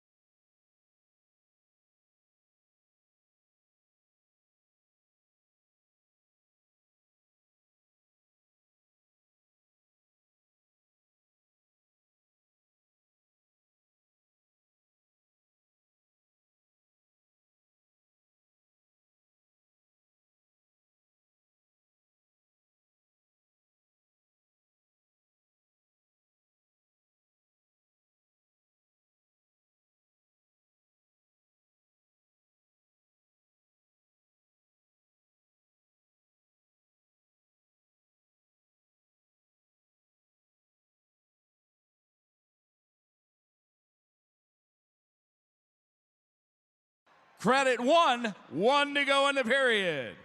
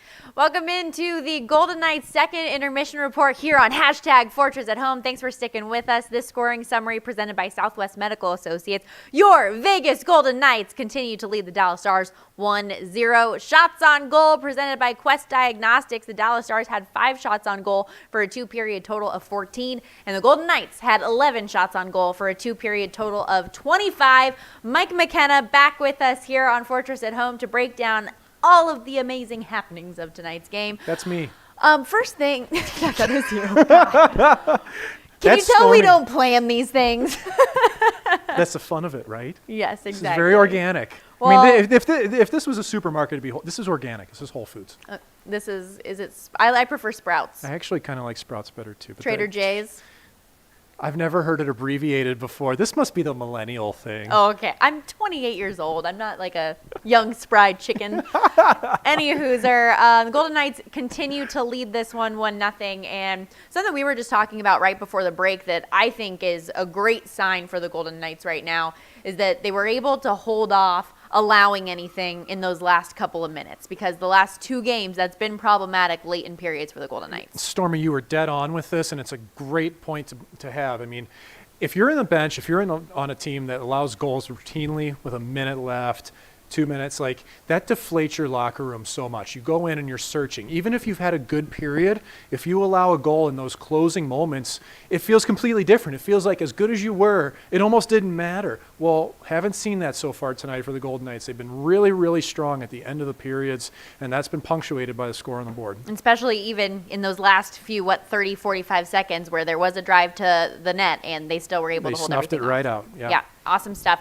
But I think the real story of the period, though, was penalties, which is another thing that kind of gets the Golden Knights out of their rhythm. It was great that they were power play opportunities for the Golden Knights, but still not really able to generate what we'd hope. Here's the funny part of it is that you think of the power play as being the chance where you're going to cash in, you're going to put points up, you're going to have the ability to really, drive play. Well, both of these teams have been very, very good on the penalty kill so far. for the Golden Knights, it's almost like you'd prefer for them to decline penalties when the flag comes Isn't out. that sad? You're like, no, we're doing really good 5-on-5. We don't want an extra It's like, man. I mean, if football season started, and I'll admittedly not be a football fan, but if we could decline penalties almost, it's 5-on-5, the Golden Knights are dominating this game, and that's where they're really getting most of their chances and their momentum, and it hurts the ability to play all four lines. And in the first period, when Carrier and Reeves got going, it was marked. It was so obvious that the Golden Knights were all over Dallas. And even though, once again, shots and chances were in the Vegas Golden Knights' favor in the second, I do think it gave Dallas a little bit of life with those penalty kills. Well, so that's what I was going to ask for. When the power play isn't clicking the way that you would hope that it was, like, is that a way to wake up Dallas in a sense? It can be a rallying cry. You know, if you're on a team that you kill a couple penalties, you start feeling good, you start having that team buy-in. Next thing you know, you're headed to the other end. And it's not a conscious thing. I mean, the Golden Knights are doing everything they should. You want power plays. You want that opportunity, by all means. I mean, we're joking around about declining penalties. That's not real. But it is real, though, that if Dallas does kill off 2-3 in a row in one period, you wonder if they're able to rally around that between periods in the locker room. Yeah, it'll be interesting to keep an eye on that one for sure in the third period. And somebody who we weren't sure about their status coming into this game, if any of you saw the media availability from the Golden Knights earlier today, Pete DeBoer had a bit of a microphone malfunction, so we weren't able to get any status updates. Wasn't much of an interview. No. We got about a minute. It's usually about 5 or 6 with Coach DeBoer. Yeah, so. but it's tough to ask follow-ups when you can't hear the guy. Yeah. So we didn't get any status updates on whether or not Tomáš Nosek might be available, or Mark Stone, who of course took a block shot from Joe Pavelski into his foot and left the game, ultimately came back and started tonight, but we weren't sure how that was going to be. Not only is he playing tonight, but he's also playing on the penalty kill. I mean, it's a great sign. You know, if you're playing somebody that you think's got a little bit of an injury, you're going to protect them. You're going to hide them in certain scenarios. Obviously, Mark Stone must be feeling really good. He's got full confidence in his body, in that foot that took a shot off of it last game, because you're not going to go lay it all on the line if you don't think that you can perform, that you can't move, that you're going to be a detriment to your team. And Mark Stone is somebody who would not put himself in a position to hurt his club. Mm-hmm. He has enough respect for his teammates and himself even to know when and when not he wouldn't be able to do something. So for me to see him on the penalty kill is a great sign. It shows that he's about as close to 100% as we can think and hope that he is, and that he's contributing all over. He's played 11 and a half minutes and 4 shots on goal. Also won the lone faceoff that he had. So he's out there trying to generate, trying to produce things. But that also kind of brings up the kind of war of attrition, I guess you could say, that the Golden Knights have been able to maintain their bodies out there, while the Dallas Stars, we saw Tyler Seguin head out.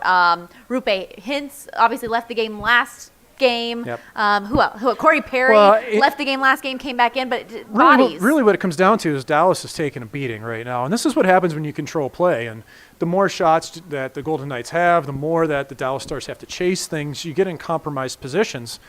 Corey Perry goes down the hallway last game. Roope Hintz leaves the game. He's back this evening, but you wonder how much he's being affected by it. Tyler Seguin goes down the hallway to get treatment. You know, and Radek Faksa is out of the game, one of the best two-way players for the Dallas Stars, someone who they rely on for a lot of their defense. You wonder if this won't catch up to Dallas at some point. You know, this is a team that on paper doesn't stack up in a lot of ways to the Golden Knights, but they can play together as a team, their heart, their grit.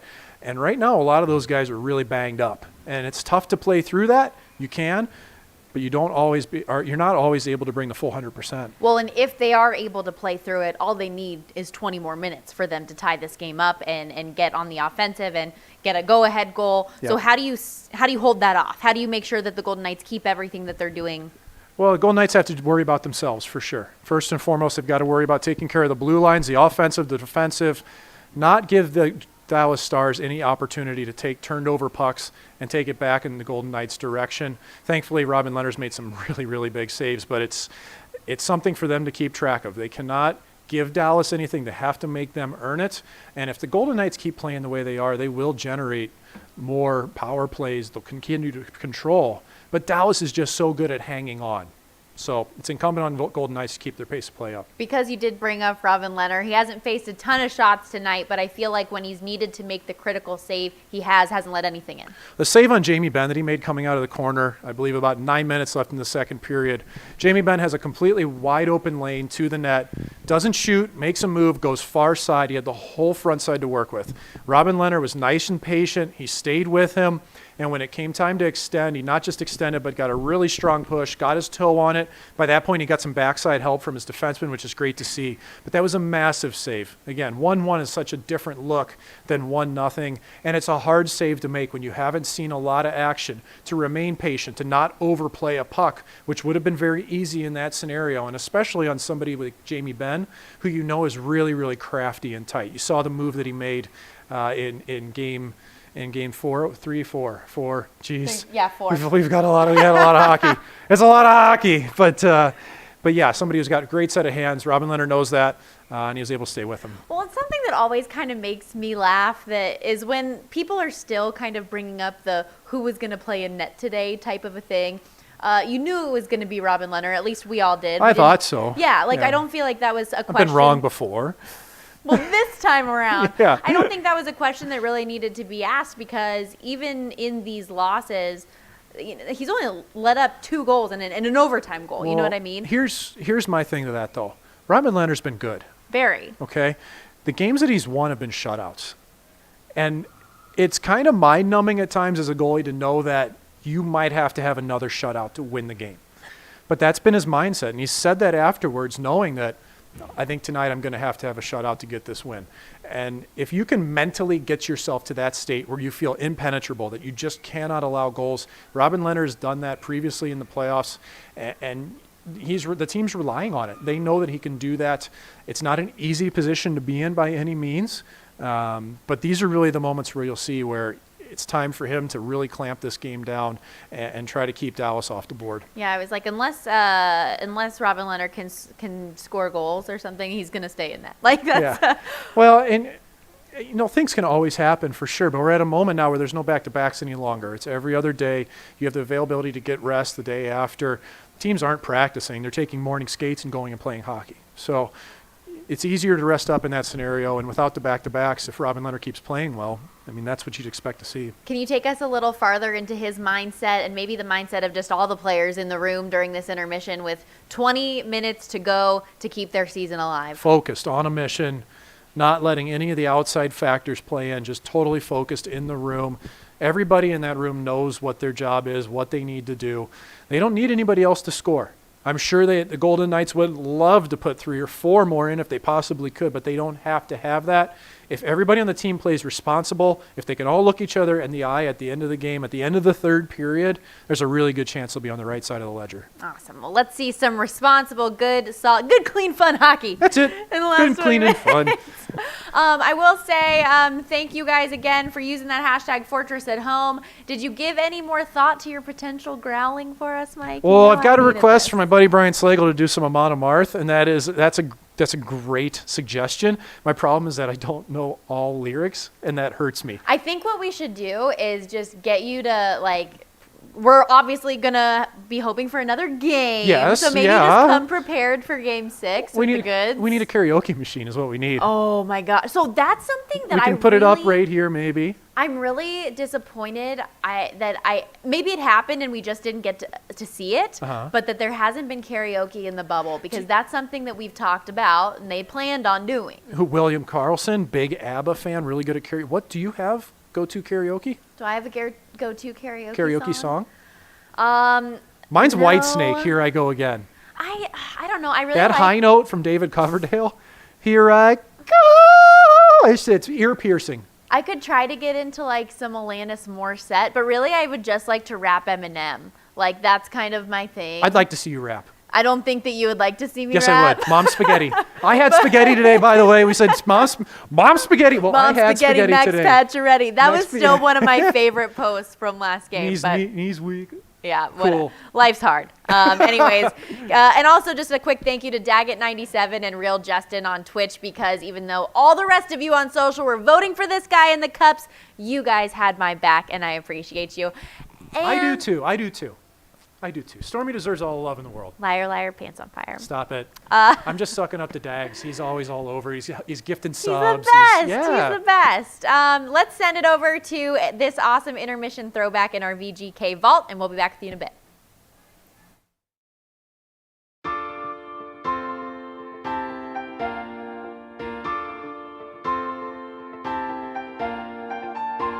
So today we are auditioning for the Vivas 2020-2021 season, and we have about 200 hopefuls.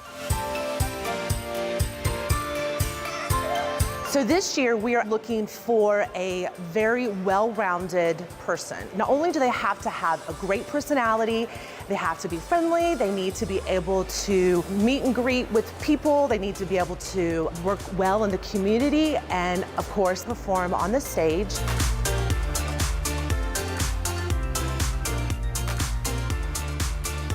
On game day, starting off at New York, New York, they will march to the plaza where you'll see them perform. They'll do about a 1-minute dance routine.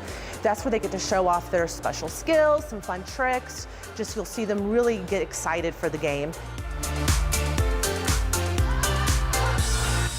Throughout the game, you'll see them running up and down the stairs all the way around the fortress.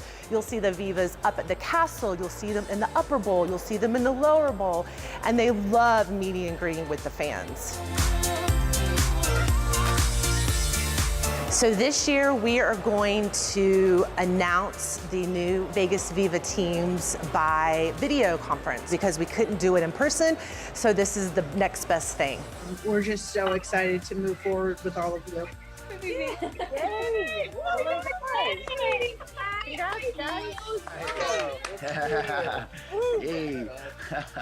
Thanks, guys. We'll talk to you soon. Hi, guys. Hi, everyone. Bye, guys.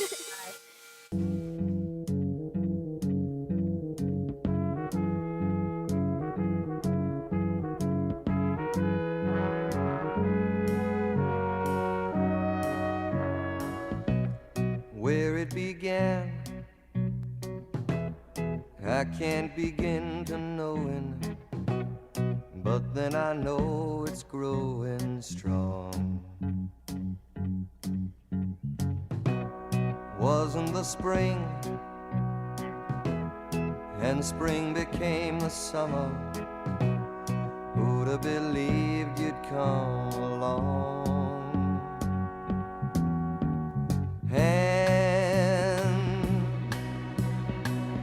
Touching hands,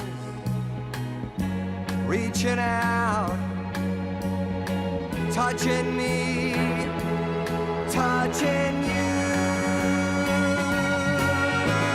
Sweet, good times never seem so good. I've been inclined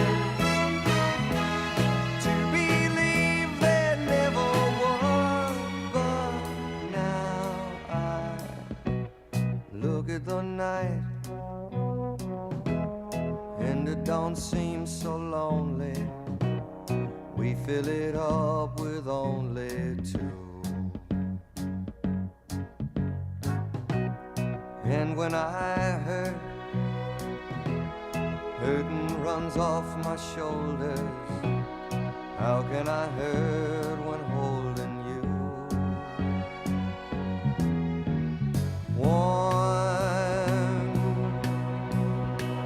Touching warm, reaching out, touching me, touching you. Sweet, good times never seem so good. Sweet,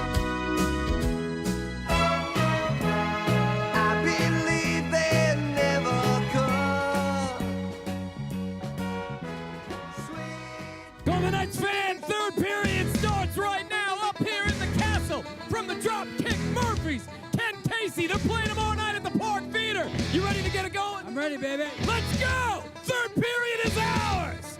Oh, yeah! Woo!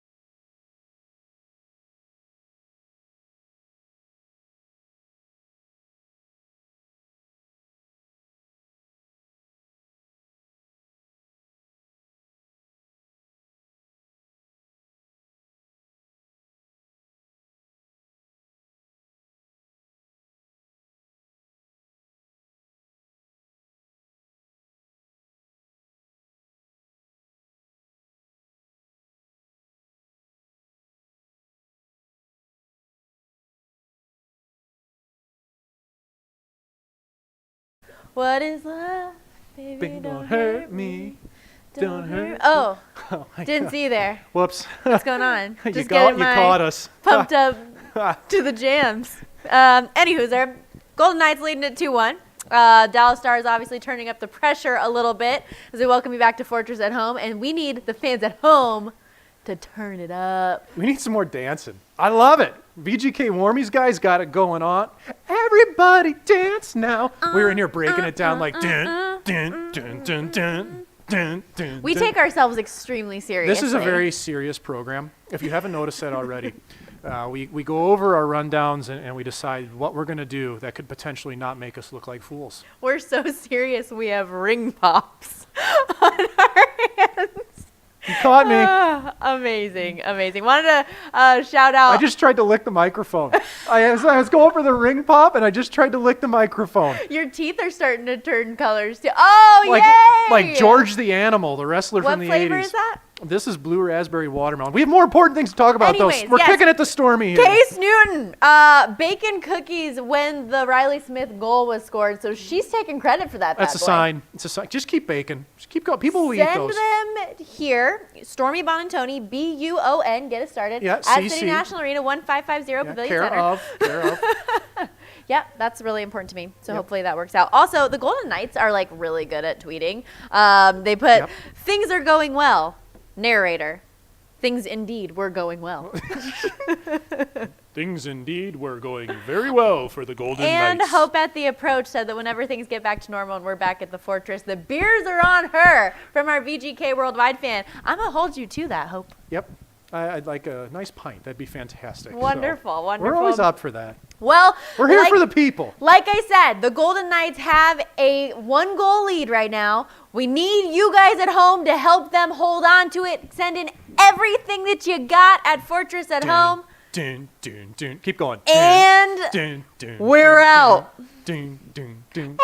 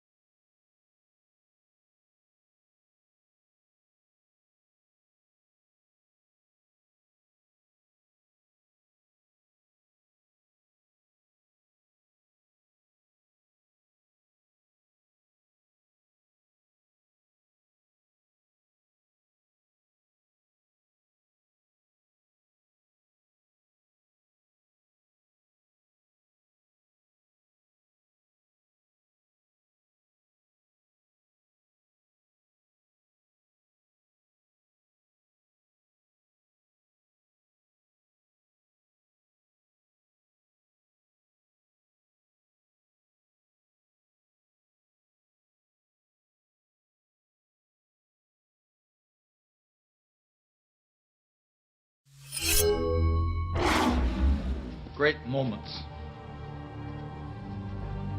are born from great opportunity. We can break this army here. The line must be drawn here. This far, no farther. And we shut them down because we can. But it ain't about how hard you hit. It's about how hard you can get hit and keep moving forward. How much you can take and keep moving forward. That's how winning is done. First, you've got to get mad. I mean plumb mad dog mean. A day may come when the courage of men fail, but it is not this day. I want you to get up now. I want all of you to get up out of your chairs. Let's go! Let me hear it! This is your time. Failure is not an option. Now go out there and take it.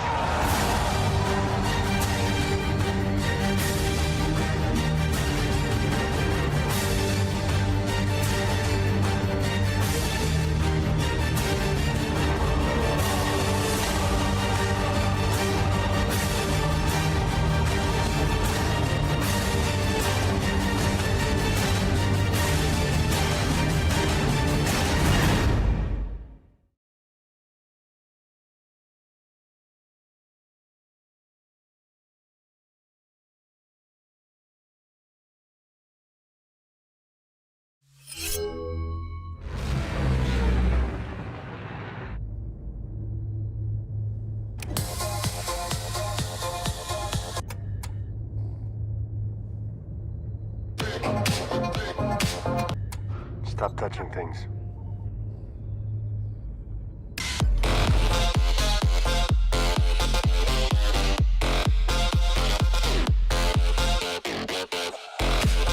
Time to defend the fortress. That means your Golden Knights are on the Ed Bernstein penalty kill.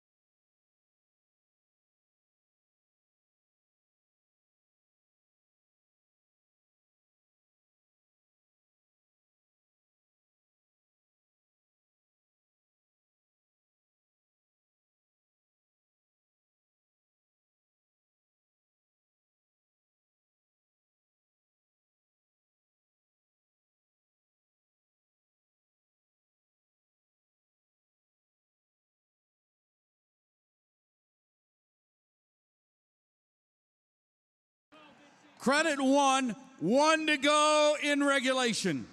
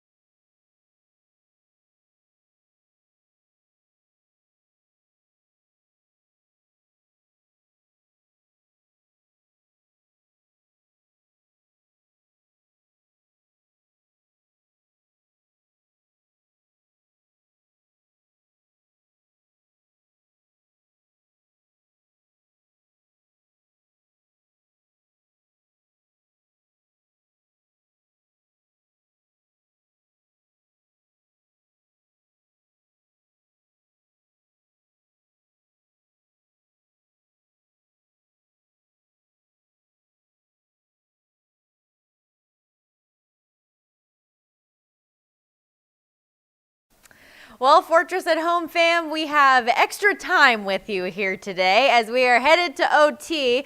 This scoring summary presented by Southwest Medical Associates. The Dallas Stars 2, your Vegas Golden Knights 2. Shots on goal presented by Quest Diagnostics. The Dallas Stars had 11 shots on goal for a 3-period total of 25, and the Golden Knights had 10 shots on goal for a 3-period total of 35.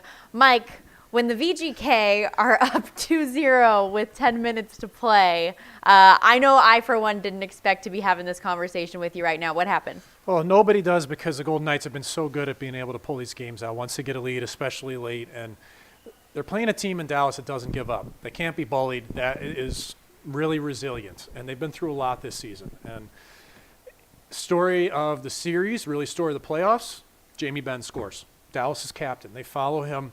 And really, once that Dallas got that power play goal, Vegas was hanging on. Like, it was all Dallas from that point. And the hard part for the Golden Knights now is that they've got to go into the room, take a deep breath, completely regroup, because it's a tie game and the next game wins. Just tie game. They've got to go out and play their best right off the bat and not let that last 10 minutes affect their minds. How much do you think that the last overtime in this series will be in their minds? I don't think much, because it was so quick. You know, yeah, but that's my point. Honestly, that's what I'm getting to. And I'm going to take a side of this here, that if the Golden Knights can pull this one out, if they can get this win in overtime, I'm not going to guarantee that they move on or anything, but this is a big step if you do. They haven't had many overtime games. Mm-hmm. And winning games in OT and learning to grind and knowing that feeling of having the puck on your stick at the definitive moment and burying it, they could use that right now. They obviously have to. They have to win. But if they can do that, it'll be a huge, huge moment during this playoff run for the Golden Knights. Can we talk a little bit more about Jamie Benn real quickly, because he scored the game winner the other night, and then he cuts the lead in half for the VGK to really get things going. It seems like when he goes, this team goes. He is, 100%. They'll follow him into anything, and that's what leadership comes down to. He's been the captain there for an awful long time. I think a lot of people around the league don't really understand that what he's like, because outwardly he's not great with the media. He doesn't like to stand and talk for a long time. He's kind of short. But I can tell you, in the locker room, everybody on that team looks to him as their leader, as the person that they will turn to in any instance, not just for words, but for actions. Actions on the ice are what matter when you're looking for a leader. And he plays the game hard and heavy, and he's got a nose for doing things at the big moment. And on top of that, too, I think he's probably benefited from the break as much as anybody. He's a big, heavy body who plays the game hard. I mean, big hits, injuries, fights. So even though he's relatively young at 30 years, he's played a lot of minutes and a lot of hockey. and the break definitely helped him. The Golden Knights have definitely been more of a lead by committee type of a group over their, young history. Who in the dressing room right now are the voices that you expect to be speaking the loudest? Well, and that's kind of the thing for the Golden Knights. Somebody's got to be that person. I think in this scenario, somebody's got to step up and just say, even though I don't have a C on my jersey, I'm going to be the captain, and everybody's going to follow me. And I think there's candidates within the room. I think everybody looks to Paul Stastny for his experience and his intelligence in the game and the way he can break things down. I think people will look to Max Pacioretty because he's been a captain previously in Montreal in a very difficult market. But I truly think when it comes to the Golden Knights, people are looking at Mark Stone. I think just the way he carries himself on the ice, the emotion he plays with, and also my knowledge of being in the locker room with him and knowing how his teammates gravitate to him. They look to him for that spark, for that jam, for that advice if you need it, and for the thing to be said if it has to at times. Well, before the Golden Knights did give up that late power play goal, it looked like Mark Stone might get a shorty to put this one away. A couple opportunities. He gets a clean break. Max Pacioretty also with another clean break, and Riley Smith scores his goal on the rush too. This is something we talked about, right? About how transition needed to be much better for the Golden Knights. You've seen it tonight. They've had plenty of opportunities behind the Dallas defense, and that's very encouraging. You'd love to see them have the clean look at the net 15 seconds into overtime, and if it's any indication of the first 50 minutes of tonight's game, pretty good chance at that. Well, I do want to talk about some of the positives, and that Riley Smith goal certainly was one of them. A guy who really, really needed it. He was among that group of people who's been pretty snake-bitten lately, hadn't scored a goal in the last 10 games. So great for him to get on the board. You could just see the jubilation on his face. His eyes were this tight because he was smiling so big. He is so happy for a good reason. But what I liked about that goal is that he was very direct about it. There was no hesitation in his mind. He was going to the net. He was going to shoot the puck, but he also angled closer towards the middle of the ice to give himself more area to shoot at on the net. He'd had a chance previously in the game that he shot high blocker side. I think that played into Anton Khudobin's mind on the goal. Riley Smith chooses to shoot short side, high glove, and he's got a really deceptive release that I think fooled Khudobin. And because the moment it came off his blade, you could see Khudobin put his head down. He knew he was beat. Well, great opportunities from Riley Smith, Chandler Stevenson with the other goal earlier in this game. I wonder who it'll be for the Golden Knights in the overtime period. Do you have any little sixth sense or any inkling as to who you think might rise to the occasion? Well, I don't know. If they're wearing a ring pop, they might have a better chance. I forgot that I had this on. No, hey, we're mad at Mike right now because his teeth are green because of this ring pop, and we don't mess with green right now, people. I know. It's a fail on my behalf, but I didn't want to let this go to waste. I needed a little bit of sugar pop, but I don't know. As many penalties as there's been in this game, I could see it be a power play tally for the Golden Knights. I could see, someone especially Nate Schmidt's had a great game, maybe a point shot from him, or maybe even just somebody getting inside and making it happen like Will Carlson or Marcia So grinding away in front. Yeah, I have a feeling that whatever goal is scored, it'll be a bit of a greasy one in this game. However it goes in, it's going to be a happy one if it does, that's for sure. Well, I don't think that you can be bad luck because apparently, according to some of you guys on social media, my bun is bad luck. Don't want none unless you got buns, hun. Leave my head out of this thing. That's a Sir Mix-a-Lot reference? My goodness. So Stormy can rap, everybody. Legit. Live. She was in here breaking down Eminem between periods, and full send, never missed a beat, never missed a word. Thank you. She's pretty good. I would never ever do that on television or even on a stream, so please don't ask. But I appreciate you actually, as she listening was to me. going, every once in a while I would go beep, beep. So I was actively censoring her. Oh, what a guy! Yeah, it's true. He's such a pal. He's always checking me out because he knew mics are hot. I know. Whenever you're by a mic, you don't mess. CLM, man. There's no CLMs, no career-limiting moments. Everybody at Fortress at home, give us some ideas. Who do you think is going to be the game winner for the Golden Knights tonight? How do you think it'll be done? We think it's going to be a greasy goal of some sort, but no matter what, a goal is a goal. I'd like to see some rally hats, maybe even. Yeah, rally hats, battle towels. Fortress at home. Let's see the rally towels, the rally hats, whatever you can. Bring it, hashtag it. Let's see it. Hashtag Fortress at home. Hashtag Get Weird for the win. And for now, we're going to send it to our VGK vault, but we'll see you back soon. Fortress, engage. Okay, a couple. I'm just giving you some options. Yeah. That's all.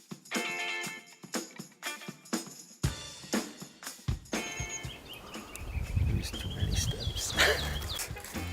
Zuko. Bring your rock over here. And walk, Jamie.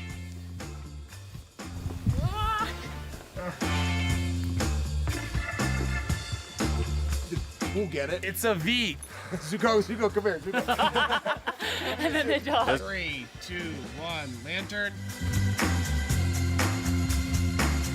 3, 2, 1, stab and hold. Draw sword. 2, 3, 4, 5. Flag transport, engage. Trent, here you go. Beautiful. There you go. All right, let's roll it. Zuko.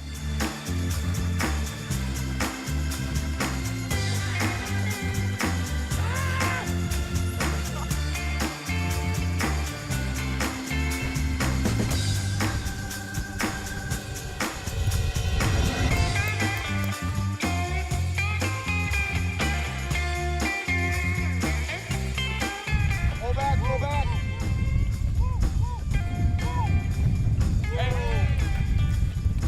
Action. Yeah! Action. Yeah! Press tank. 3, 2, 1, here you go. Like I'm ready? Yeah, like.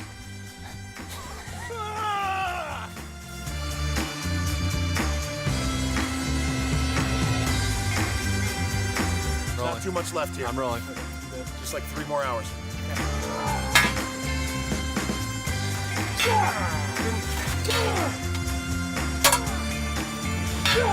Action.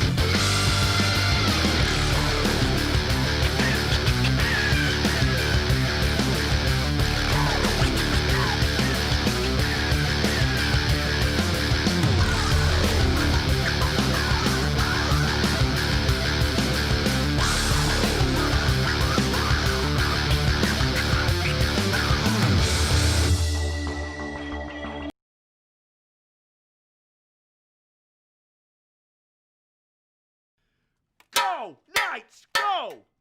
Go, Knights, go! Go, Knights, go! Go, Knights, go!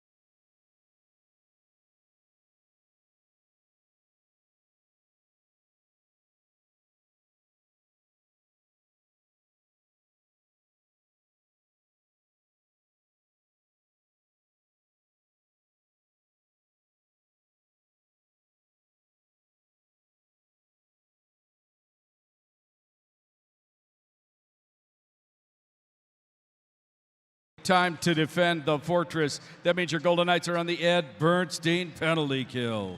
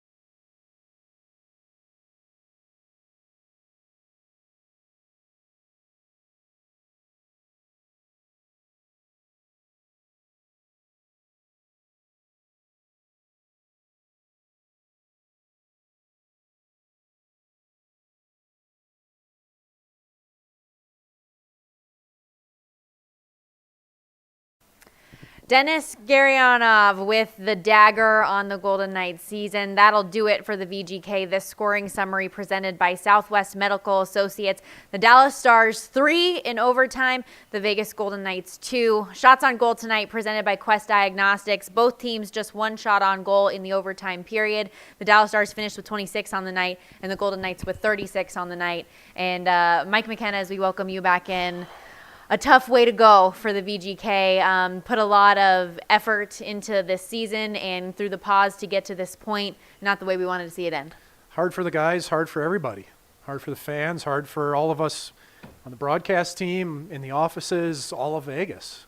You know, this is, it's tough. You know, I'm feeling it as being part of the team, you know, like I haven't had these feelings since I played really. And especially as good of a season it was for the Golden Knights and as hard as they battled and worked so hard to come back from this pause and do everything that they could. Sometimes it's not always meant to be, you know.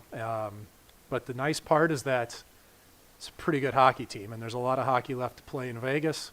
We'll see it again next season, but this is just It's tough, huh? Yeah, it's definitely, you know, I was saying just earlier today how I feel like this team, when there wasn't a whole lot to look forward to, given everything that's gone on with COVID-19, this team was really something to look forward to and something to get excited about. And they really drove a lot of things for me in my life. And I know a lot of people in this community and people that are fans and look to this team as a bright spot in their life. And I hope that even despite the way that this ended, that you guys still feel that way and still feel the joy that this team can bring you, and you know that they'll be back at it stronger than ever in just a couple months. Yeah, and I want to add to that too that just throughout this whole break, throughout the time in the bubble for the players, they were very, very aware of everybody back here in Vegas and the fans and what everyone meant to them. They felt it. I know that being in the bubble, it may not seem like it, but they were really aware, and you could hear it from their words in media, from our conversations that we've had that may not necessarily be public. Like you know it, right? And this is a special relationship, and you know, seeing it firsthand. You know, for us being first year with it, we really see it. But these players play for Vegas, and you can just see. I mean, we just watched the highlight of just afterwards. Zach Whitecloud just crushed. You know, this is a young man who has made his mark in the NHL, who's been phenomenal for the Golden Knights, who fans should be so excited to watch play and continue in his career. And he's just so crushed because he's putting it on his shoulders because of a puck going out of the play, you know, a penalty. And it could happen to anybody. It's not his fault, you know. And to me, that just speaks to the mentality of the whole team. You could see it amongst everybody's face. They want more, and they'll be hungry for it. And when the puck drops next season, they'll be just as hungry, or if not more, than they ever have been. And it's tough to take positives, you know, following a loss like this in this way. But, you know, this is a Golden Knights team, like you said, that does everything for this city and does everything for you guys. And they try to be champions on the ice and in the community and be good reflections of you. And they really do care about you. And for us, like you said, our first year as well, we want to thank you for being so welcoming and so wonderful to us as we started this journey with the Golden Knights. It's been a really, really fun ride. And still just remember, like, this is just the third year that the Golden Knights have been in existence, and they've made it to the Western Conference Final twice, which is a pretty incredible feat in itself. Yeah, there's an old saying amongst general managers in the league that if you make it to the conference finals, you've done your job. You know, everybody wants to win, but that's a real metric for success. And I want to say thank you very much too. You know, growing with us too, growing in our new roles and learning to do these things. But it's about the guys on the ice. I mean, they did so much on and off, and seeing it and seeing how closely connected they are. You know, it's special here in Vegas for sure. And I know that these guys they can't wait to get back here to be able to at least say hi and give a proper send-off to all the fans in town. Yeah, and we, again, just on another personal note, want to thank all of you for tuning into Fortress at Home. This is something that was brand new. We were put in a very precarious situation with COVID-19, how to make sure we were able to engage with you and keep it fun and bring the Fortress to you in different ways. And you've made this just incredibly great, fun, consistently engaging and interactive time for us, and something we've never done before. So thank you guys all at home, everybody watching on Facebook, Twitter, Twitch, YouTube, posting on Instagram throughout this entire thing, and keeping win, loss, anything, just a great time for us. And I can tell you what, the next time we get to see everybody in person in the Fortress, it's going to be that much more special. And the first time we have a big gathering where everyone can finally be together and exchange all these experiences that we've had, and my buddy Ricky G can come up and say goodbye in person, and maybe I can, you know, bring his cat along, or it's just really cool. Like this is so much fun to be part of, and big thanks to our producers, Aaron, Jenna, helping out so much with this and making sure that it flows so well and bringing all the elements in. I think it's turned out to be something really cool and special. Yeah, and Blake as well, who manages our streams. Tyler Ferraro, who isn't in studio with us today, but always a part of our Fortress at Home broadcast. Once again, thank you. That's going to do it for us as the Vegas Golden Knights wrap up their season, falling to the Dallas Stars in 5 games, a 3-2 loss tonight. But remember, it's not goodbye, it's just see you later, and we can't wait to see you next time at the Fortress or at Fortress at Home.